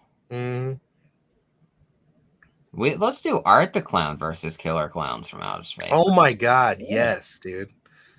And you know what? Okay, Fuck it. crossover. Throw the goddamn critters in there too Here we go. See, for a yeah, cameo. we had a pretty fun little discussion on critters versus killer clowns. I think that would be a perfect crossover. I agree. I would love critters versus killer clowns. I think there's a ton of potential there for it to be really cool, really fun. And they're both the Kyoto brothers, like you said, right? One's a creation. They're both creations. I can't remember. Can't remember if they directed the. They may not have directed the Critters film. I can't remember though. Oh, I gotta say, I was just scrolling Twitter here for a second. I saw a Malignant poster. I was gonna say I almost picked that up today as part of a Black Friday sale. What was that on sale for? It was at Target. It wasn't a specific price, but it was buy two get one free. But I didn't want to. I couldn't find two other movies Oh, to okay. slap together with it, just because they had a really piss poor selection. I know I went out thinking I was going to find some Blu-rays today, and that was not the case. And you know, I gotta say, um, I was so upset with their selection this year, with just like their pricing, because like Yeah. most of the movies were still like $17 to $18, and It's like, it's what just the like, dude, hell? what the hell? Like, he loves Malignant. I totally agree, man. We're big Malignant fans over Yeah. here. Definitely like the energy of that movie and what's going on with that one. It's so unique. I mean, James Wan, I love when he gets to just kind of make his off the beaten path kind of horror Yeah. flicks. It's like, don't get me wrong, I quite enjoy his take on The Conjuring. I love what he created there. I do like the first two Insidious films a lot, but I love when he does weird shit like Saw or Malignant. And then I actually like Death Sentence quite a bit myself. I think that's a pretty fun grindhouse kind of flick. And, I think he specializes, we're talking about Conjuring, where it's like general audience horror, where it's like, man, it's a little bit for everybody, there's nothing too offensive in that camp at all. Whereas Malignant is absolutely unapologetically horror. It's for horror fans, Mm-hmm. a very special set of horror fans as well, where you can really lose yourself in that film. And I think that's why I love it. It's like just from that opening scene, it really sets a perfect tone. It takes you on that ride, and it doesn't let up until the very end. It falls into this weird kind of actiony thing where it loses me for a little bit, but it still maintains that horror undertone, and I think it works. No, I agree. It's definitely one of those ones that I'm like, I can't wait to revisit. I do want to watch it again. I think it's on HBO Max now Yes, it is. That's permanently. why So I it's one of haven't those picked it ones. up yet. It's one that I want to own, but then it's always on HBO Max, so I'm like, man, I it's feel you. always ends up on the back burner. Oh, I forgot to mention to you. Did you know the Sisters Brothers is coming to, not horror at all, but the Sisters Brothers is coming to Arrow? No, I didn't know that. Yeah, they're releasing an Arrow 4K of that movie. Oh, perfect. Another I great will film. Yes, not horror, but definitely probably pick it recommend up. that one. Yeah, because I love that movie. I've actually watched it a couple of times since I've seen it, and it's just like fucking crazy to me to think that's John C. Riley, uh, Jake Gyllenhaal, and Joaquin Phoenix all in a movie together, Oh yeah, and Riz Ahmed. Like, dude, what a yeah. cast! Like, what's going on?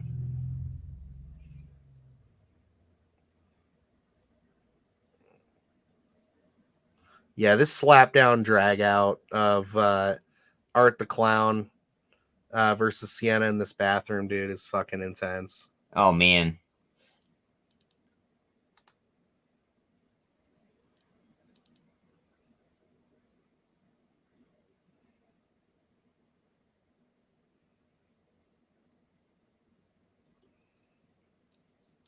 That sus taco can't post anymore. Also, show him some support.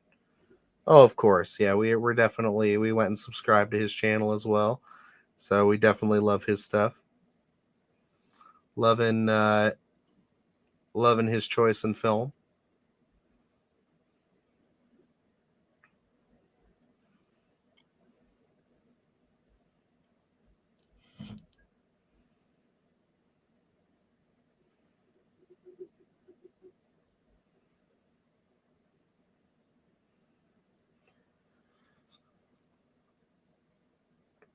And so I guess this kind of confirms it too, that this is his lair, isn't it? That we've been seeing since the first film. Yeah, that's how I took it.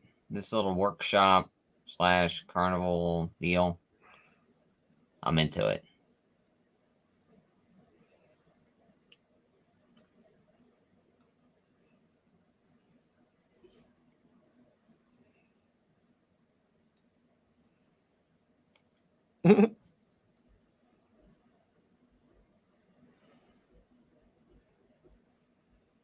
Yeah, I almost snagged Pearl today as well, but that was full price because it just came out. So I was like, I'll hold off a little bit longer. That was a tough sell. Yeah. Plus, they're going to release that whole trilogy on 4K, I'm sure. Mm-hmm. Yeah, and it's like I was sitting there like, well, am I gonna get Pearl for myself, or am I gonna go that extra mile and make sure that my boy gets his Dino Rancher stuffed animals? And I got the Dino Rancher stuffed animals. You bet your ass. Always a good choice. He's gonna love them, dude. He was, he's 9 months old, so we just let him see his toys in the shopping cart. I let him hold his little stuffed animals, and he was all about them. So I'm like, can't have him till next month, but I'm excited for it. See, and this is where we're setting these guys up to be young horror fans as well, since I did get into Michael Myers. I know. I saw that when I went over to your house last time. And then I just got my You daughter. got Ella there. Yeah, so they are already joining the horror community, even though they can't talk yet. Yeah, he's got Jason and Chucky also. So I ended up snagging a little Jason plushie at Target for him a few weeks ago. Again, this horror merchandise. Can't beat it. Terrifier 2, very brutal. Saw it. Wow, really good movie. Absolutely, man. Yeah, I mean, we are coming down. We're way through the third act right now, and he is slicing and dicing these poor fellers quite a bit. And yeah, I mean, this is just absolute gore fest, if I had to say so myself. But again, a great balance. Yep. Of actual storytelling with the gore. I mean, perfect marriage here. That's why we talked about the third one eventually coming out. I'm very intrigued to see what they're going to add, because from our perspective, such a jump in terms of quality from that original to this one, with just a little bit more money and being able to tell a story that they want to tell. I can't wait to see what they do and add to that third one. Heck yeah. Back at it again with, I should make an edit of your profile picture. Hey, man, if you do, definitely send it our way. I'll throw it up on the Instagram and the TikTok. That would definitely be cool and credit you for sure. We would definitely love it. We'd appreciate it.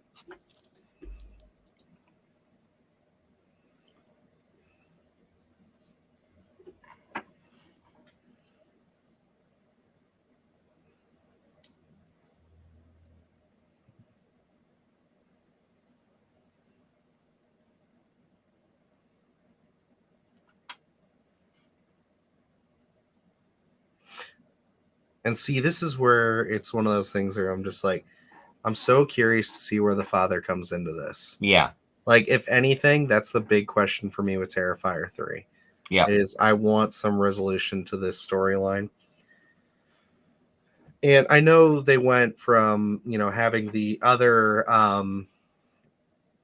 characters in the first film, and now we have these new characters.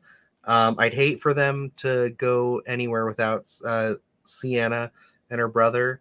Yeah. Yeah, but it's it's one of those things. They've told so much story regarding them that you've kind of doubled down. I don't think that they're going to disregard them in any sense. I think they're going to work them into that third film. Now, if we're introduced to another new character, I could see that. But they got to be there. They got to be a part of it.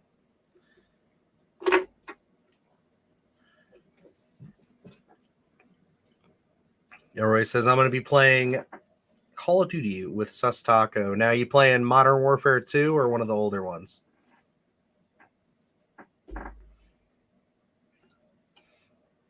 I was playing Modern Warfare 2 for a few weeks there, but well, a week, and then God of War came out. And now I've just been playing that when I get a chance. I got to finish that up this weekend. I've got one day I'll get back on my Call of Duty games. Will Maybe. you? Maybe. I like to say I will. I do miss staying up late at night and just playing random games on Call of Duty was always a fun time. I love that when he removes the little hood there.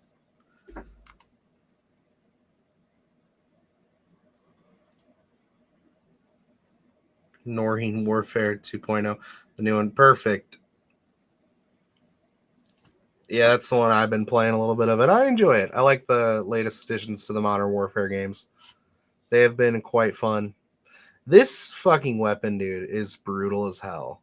Oh, yeah. That chain with the knives that makes its return here from the first one. I remember even seeing it in the last one of just like how like horrible it was to get slapped up with that. Yeah. And again, adds to the uniqueness of Art the Clown, where he's like making his own weapons and they're just not basic things, there's always a unique spin to them. Mm-hmm. And I mean, this is what you get when you get an effects guy writing and directing your horror film. I mean, He's going to go for it. He's going to go for the weird shit. There you go. Oof.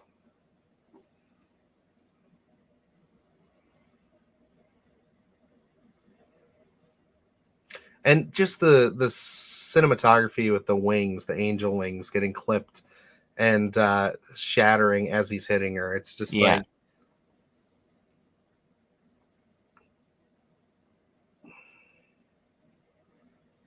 and I love this bit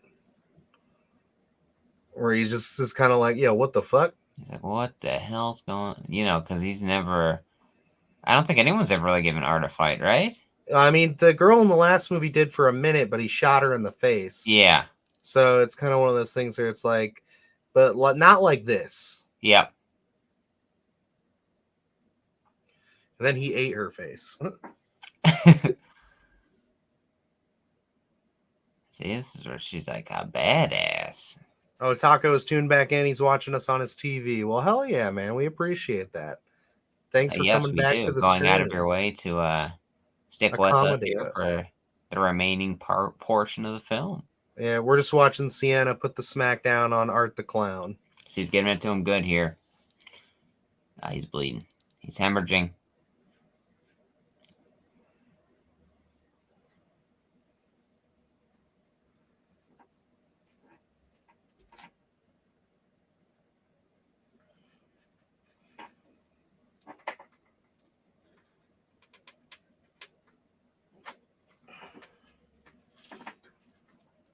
Son of a bitch just doesn't die. There it is. He's like Michael Myers, popping up out of nowhere.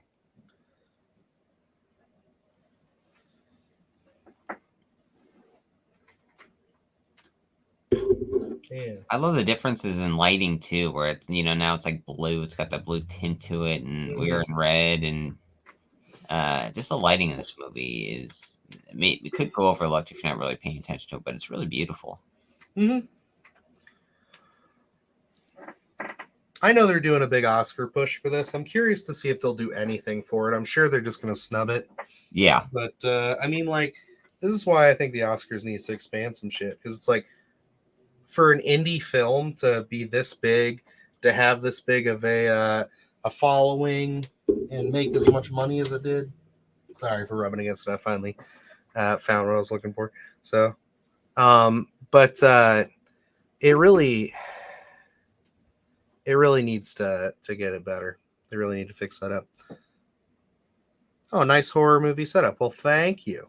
I don't know if you're talking to me or Luke, but yeah, we worked really hard on our setups. These are collections we've been curating for quite some time. It's actually just all of the horror BS we collected working at, little vintage stores and stuff over the years. And this, I had a few NECAs, but as Luke likes to say, when we started the podcast, it was my excuse to go hard and get a bunch of NECAs. So that's my little horror movie addiction there. It's the only reason he wanted to start doing the podcast is so that he could just expand on his collection. Yep, justify it to my wife. Say, honey, it's for the show. It's for the aesthetic portion. Says both setups are amazing. Well, we appreciate you there. Yeah, I mean, we got some cool stuff back here. Luke's got an original Halloween 3 poster back there that was used in cinemas. So it's like it's one of those things that's super cool. Yeah, we both have the Friday the 13th lithograph from the set back there. I got my American Werewolf poster is also an original, which I looked up the other day, by the way, on eBay. They're only selling one. It's like over $500. So I'm like, oh my God.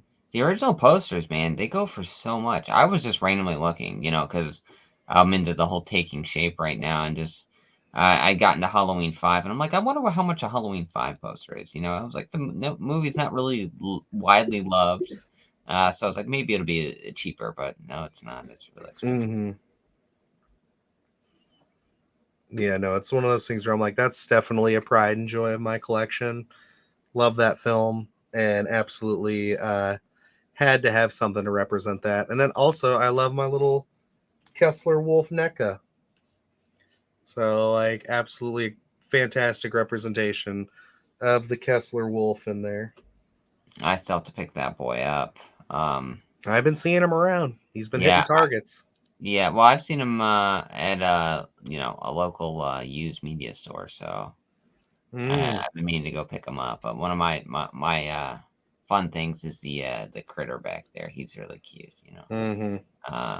I picked That was him a up. recent addition to you too. Yeah. Yes, I was very eager. You informed me to its whereabouts, Mm-hmm. and I made a short drive and picked him up. I know. I remember going there, throwing it on hold. I was like, dude, I'll just buy it for you right now. You insisted because you had the trade in, which I completely understand.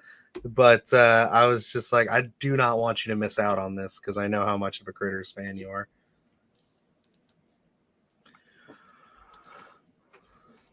And this is one of the more interesting parts of the movie that gets kind of questioned is when the next point where he throws her down again of, what really was that dream?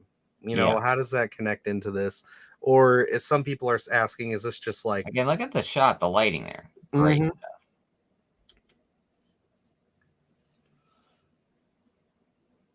Everything feels intentional too, because it's like it's got the kind of classic medieval steps going down into it. So it's one of those things where I'm just like, I'm really curious to see what we find out about Art the Clown in the sequel here and what he really ultimately represents and why all this kind of surrealist stuff happens around him. Because, the first film, other than the ending, you'd be remiss just to think that he's just some dude dressing up, killing people. Yep. And that was my take initially until that ending. And it's like, oh, wait, we're dealing with a different force here. And then this one, they really lean into it. And they give you glimmers of, a lot of different things that aren't fully explained yet. So it makes you so much more intrigued for that third movie.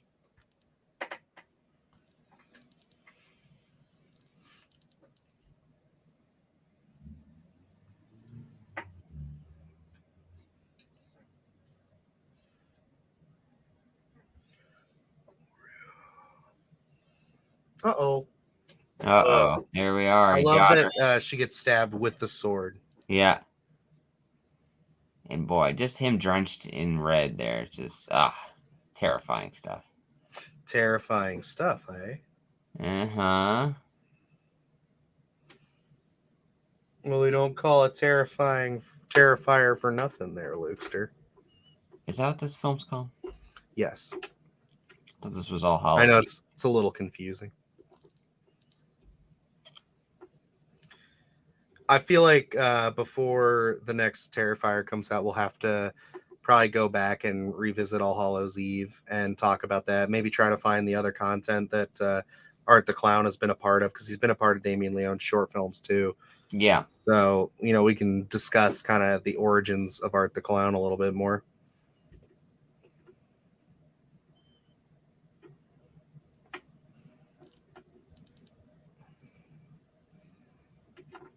it's like, all right, back to beating up the 4-eyed kid. He's like, I'm about to get him.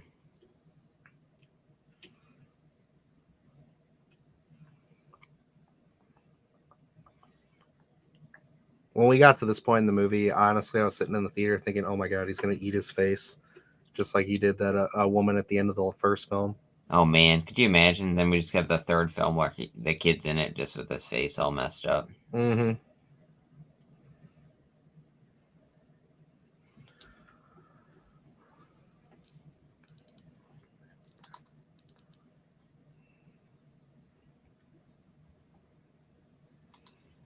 Now, I've read some stuff that this portion of it isn't real. This is her in like suspended animation. Oh, Where okay. she's kind of, she's kind of in the in between life and death. Yeah. But then there's other people who like that other thing that he pushed her down on wasn't actually there. Oh, okay. But then there's other people who are saying that it plays into the whole element of the supernatural element between Art the Clown and like the little girl and stuff, and how there's something equally as supernatural or kind of like mystical about Sienna's character as well. So okay, yeah. And I just honestly don't know which way to go with it. I don't think we have enough information just yet.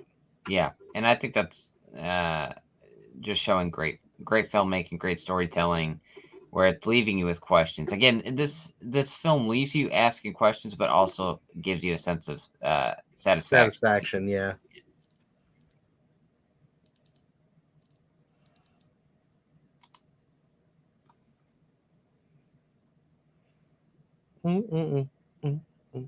Bet you could find that song now.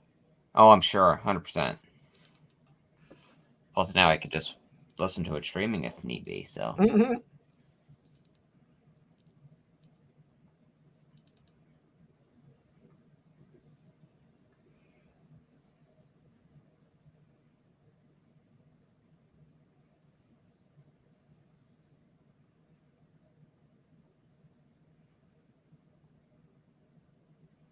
Look at that kid.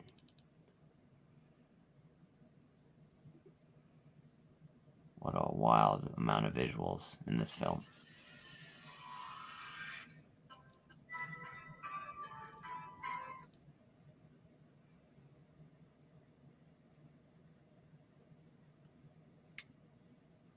I know, and it's all kind of crescendoing right here too.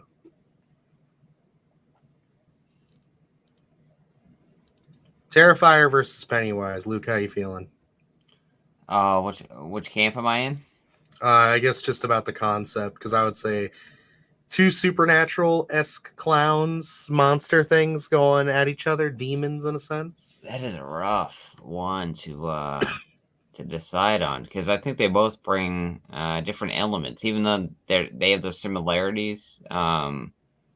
They both feel different. I like the way Pennywise brings the fear in terms of what the kids are afraid of. Art the Clown, I mean, absolute gore fest, very brutal. It is honestly a little cop out for me, but like thinking into this film, I would really love to see almost that setup with the kids in It Chapter 1 versus like an Art the Clown mashup. I think would be interesting. Being a little bit more brutal. Yep.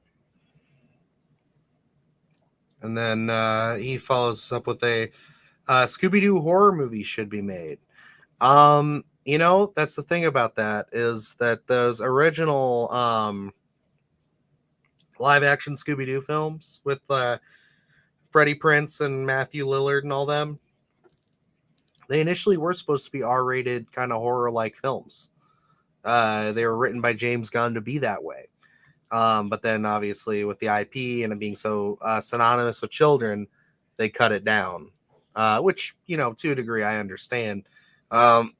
Those movies still do mean a lot to me, but yeah, I'd love to see a more adult oriented Scooby-Doo. I've never actually seen the live action ones. Really? Yes. You probably hate them now, but they're wonderful movies. And very, I guess, I don't want to say weird, but, knowing my background with horror, for me, seeing the original Scream as a kid, and Stu and Matthew Lillard being that introduction, I had a really rough time seeing him as anything else. So because you can look at Scream now, and you can be a big fan of it. I don't know what it was, but that Matthew Lillard's performance as Stu had a profound effect on me as a kid, and I absolutely loved him. Like when just some of his one-liners that are comedy in Scream, where he's like, "Oh, you hit me with the phone," or "My parents are gonna be so pissed." But I wait, chuckled and I PS absolutely Utah. loved it. So it was like I had a hard time seeing him as Shaggy, and I was like, I'm not for it. And Sienna's about to give the old hack Oh, job here. Boom. Art the Clown has lost this round. decapitated.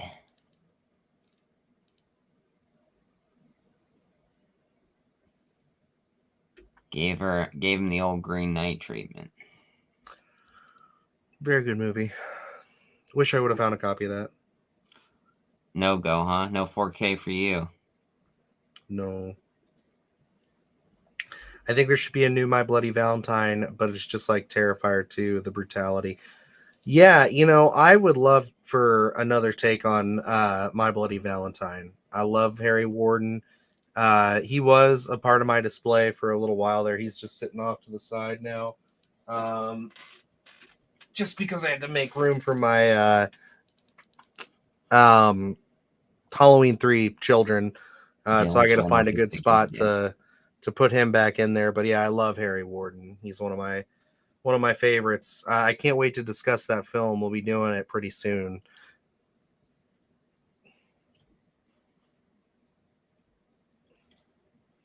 And that's one where actually I don't mind the remake at all either. I think the remake's fine. I like the original a lot, but I also really enjoyed the remake.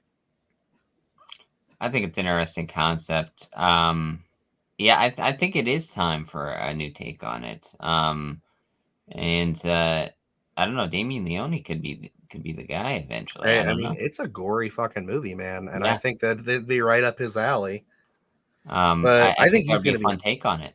I think he's gonna be in Terrifier land for quite some time though. So It'll be a balancing act. I could see that third one coming out, and then seeing what else he decides to make. But with the success of Terrifier 2, well, who knows what's going to be thrown his way now.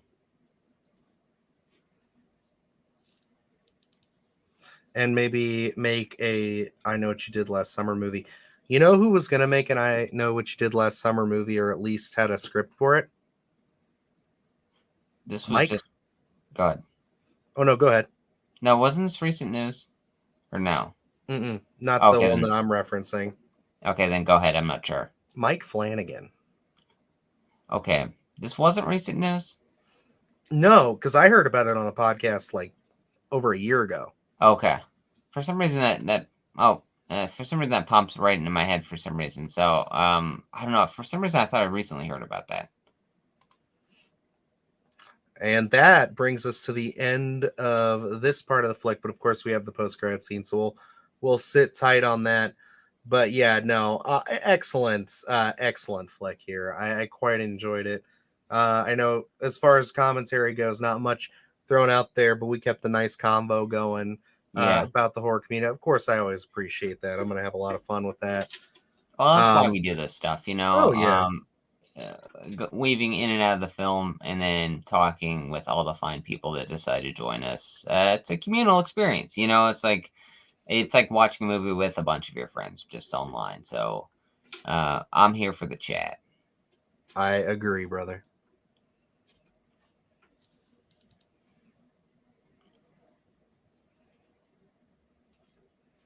And then here's your boy. Uh-oh. Chris Jericho. What I was waiting for. You think he's gonna have a bigger part in part 3? Get die I at the would beginning? love it. And Chris Jericho, I've read all his autobiographies, things like that. Very, very unique character as well. Him being in a Terrifier movie does not surprise me in the slightest, because he's always done some random horror stuff as well. So him popping up in here, it was lovely to see. I would love to see him have an elaborated role in the third one, all leading to a graphic kill of his would be hilariously fun for me. Mm-hmm. Always good to see more horror fans coming in from all the different mediums. And of course, what's the next movie for commentary? Oh, I don't know. I don't think we have anything selected right now. We're really just running and gunning, but we are always taking suggestions. Yeah, so I mean, if you guys have any suggestions, I was thinking about throwing a poll out there and seeing what people would want to check out, because we just want to know what would get the most eyes, get more people involved. This We has did been a do a great one Halloween for us. 4 a Yeah, little we bit did do ago, Halloween 4. and we had a lot of fun there. Oh, Barbarian. That one could be a lot of fun. Yeah, Barbarian is one that I'd like to do. Oh, yeah. Oh, and of course, or Smile. Smile's another good one for the recent fans. Let me see there. I don't know. We've been doing a lot of recent ones though too, so maybe we do an older one and then we'll go back to some of the more recent stuff. Maybe a little classic something. I don't know. I mean, I had a lot of fun with Halloween 4, I'll be honest. It's such a great film. I don't know, there's a lot to do. Maybe Killer Clowns. We could do a Critters. Killer Clowns would be a good one. Yeah, Critters. I don't know. Time will tell. But yeah, I think we may put up a poll, like Dylan said, and we'll add in a couple of current ones, a couple of old ones, see what happens. Absolutely. But yeah. We also hope you have a good night, my friend. Thank you for sticking around with us through the whole flick here. This has been great. Yeah, a lot of great questions. A lot of great conversation. It was a lot of fun. So definitely, regardless of what we do for our next commentary, we'd love to have you back. Jason lives. Oh, that's an easy sell for me. That's an easy one on my end, and we can't talk enough Friday the 13th on this channel. So absolutely.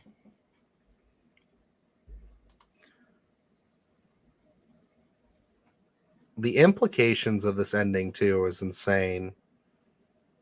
How wild.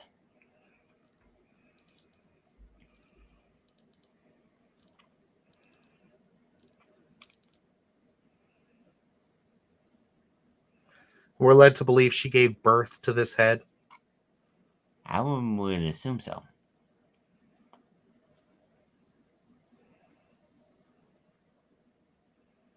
Wonderful stuff.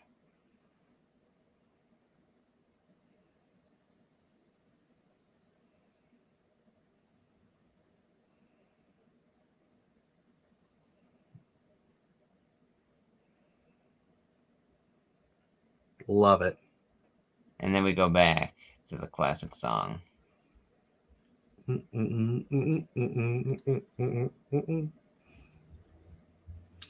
that is Terrifier 2.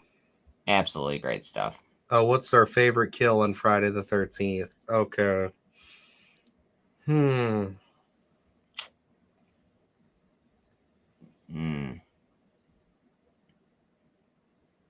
That's a good question. There's so many good ones on that one.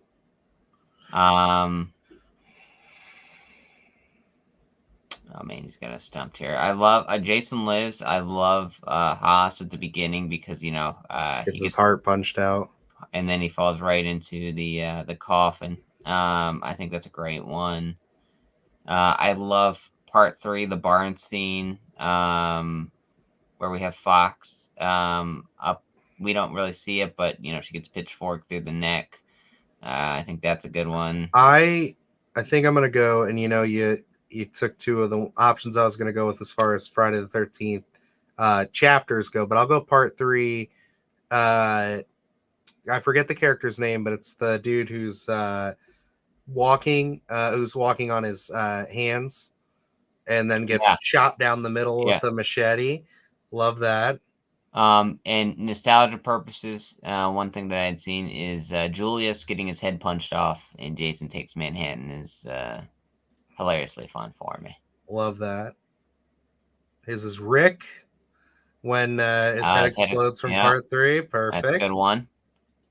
Definitely a good one. And then let me see here.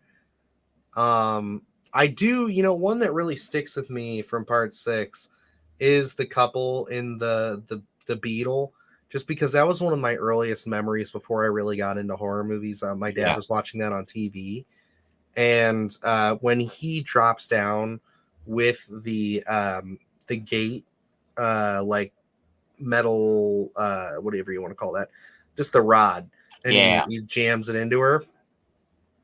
Always got me. I love that. One of the ones, part 4.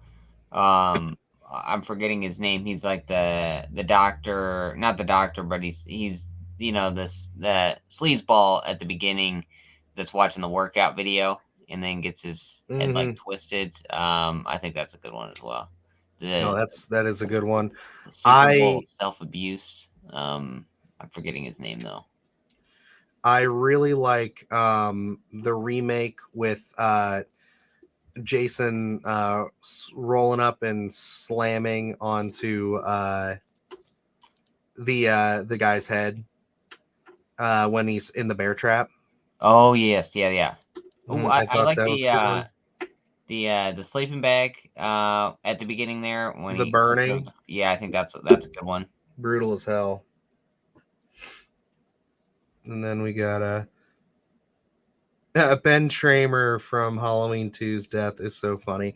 It's actually hysterical. I've kind of covered him up a little bit, but I have both the original release of the Halloween 2 NECA figure, and I got the 2-pack with Dr. Loomis, so I could get Dr. Loomis, of course. So I have the Ben Tramer mask on the extra body on fire when he gets hit by the car and blows up. He had a lot more fire, but some of it fell off, so I got to put some of that back on. But I Ben Tramer do. was just trying to get home. He was, dude, and Dr. Loomis had to call his ass out and get him killed. That Like one I do put on Loomis. that's what he's like, that's him. That's definitely Michael. And he's like, maybe it wasn't. I don't know. Let me take that back. I don't know. He's burning, but it might not be him. Are you positive that's him?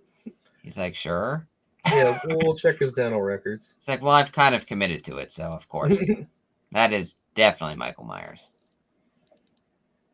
No mention of Ben Tramer in the no, a mention of Ben Tramer in the David Gordon Green Halloweens, but we never got to see him, nor do we know if he was one of Laurie's lovers. I'm sure it was. So many missed opportunities, so little time. But yeah, absolutely love that in Halloween 2. One of my favorites when it comes to anything Halloween 2. It's that Laura Ben Tramer there. But hell yeah, guys. It's been great. It's been fun. Thank you, El Rayo, for all of the contribution to the chat. I mean, this has been great. And then thank you, Taco Nation, as well. And then, I forget Charlotte right at the top there when we first got on. Thank you as well. We appreciate the conversation. This has been a whole lot of fun. Talking a little bit of Terrifier, watching some gory kills, and just catching up with you guys. This has been good. And I really enjoy doing these. And yeah, we'll definitely be doing some more. So keep an eye out on the channel as we'll be posting them, and we'll be hopping in here. We'll try to, as we go along, we'll try to kind of make this maybe a monthly thing where we get on and do a live stream, talk to you guys. Just have basic conversation and just talk horror movies like we did today. Like we don't even have to talk about the movie we're watching. For the most part, we can just kind of bullshit about anything horror related. Certainly. Really great to kind of just kick back and watch some gore, talk to some lovely people, and just have some good conversation. So it's like, yeah, we're definitely looking at doing these pretty regularly. Like Dylan said, maybe once a month, maybe on a Friday evening into the nights, start the weekend, right? Because you can't beat it. I love this pick here. Definitely going to be back here with another one, maybe a little bit older pick, but we'd love to see your boys back regardless. Awesome. And then, yes, also to yourself, have a good day and a good year. And of course, we appreciate any viewership we can get. Thank you for being a contributor. And yeah, definitely share it to your friends. If you know anybody else who's into horror, let them know we're out there. We'd love to, get on their radar and definitely be making some good content. Got a lot of great stuff coming your way. Sunday Scaries is coming out on Sunday, of course, talking some news. And then we'll be having our part 2 of our Halloween novelization breakdown coming out pretty soon. We got to record that, as well as our Chucky Season 2 wrap-up video. We got to talk about that as well. So lots of great stuff coming to the channel and even more coming in December. So keep an eye out. But alrighty, guys, I guess I'll wrap it up here. So until next time, I'm Dylan Newell. And I'm Luke Janesco. And stay scared, my friends. All right, good night. Happy holiday.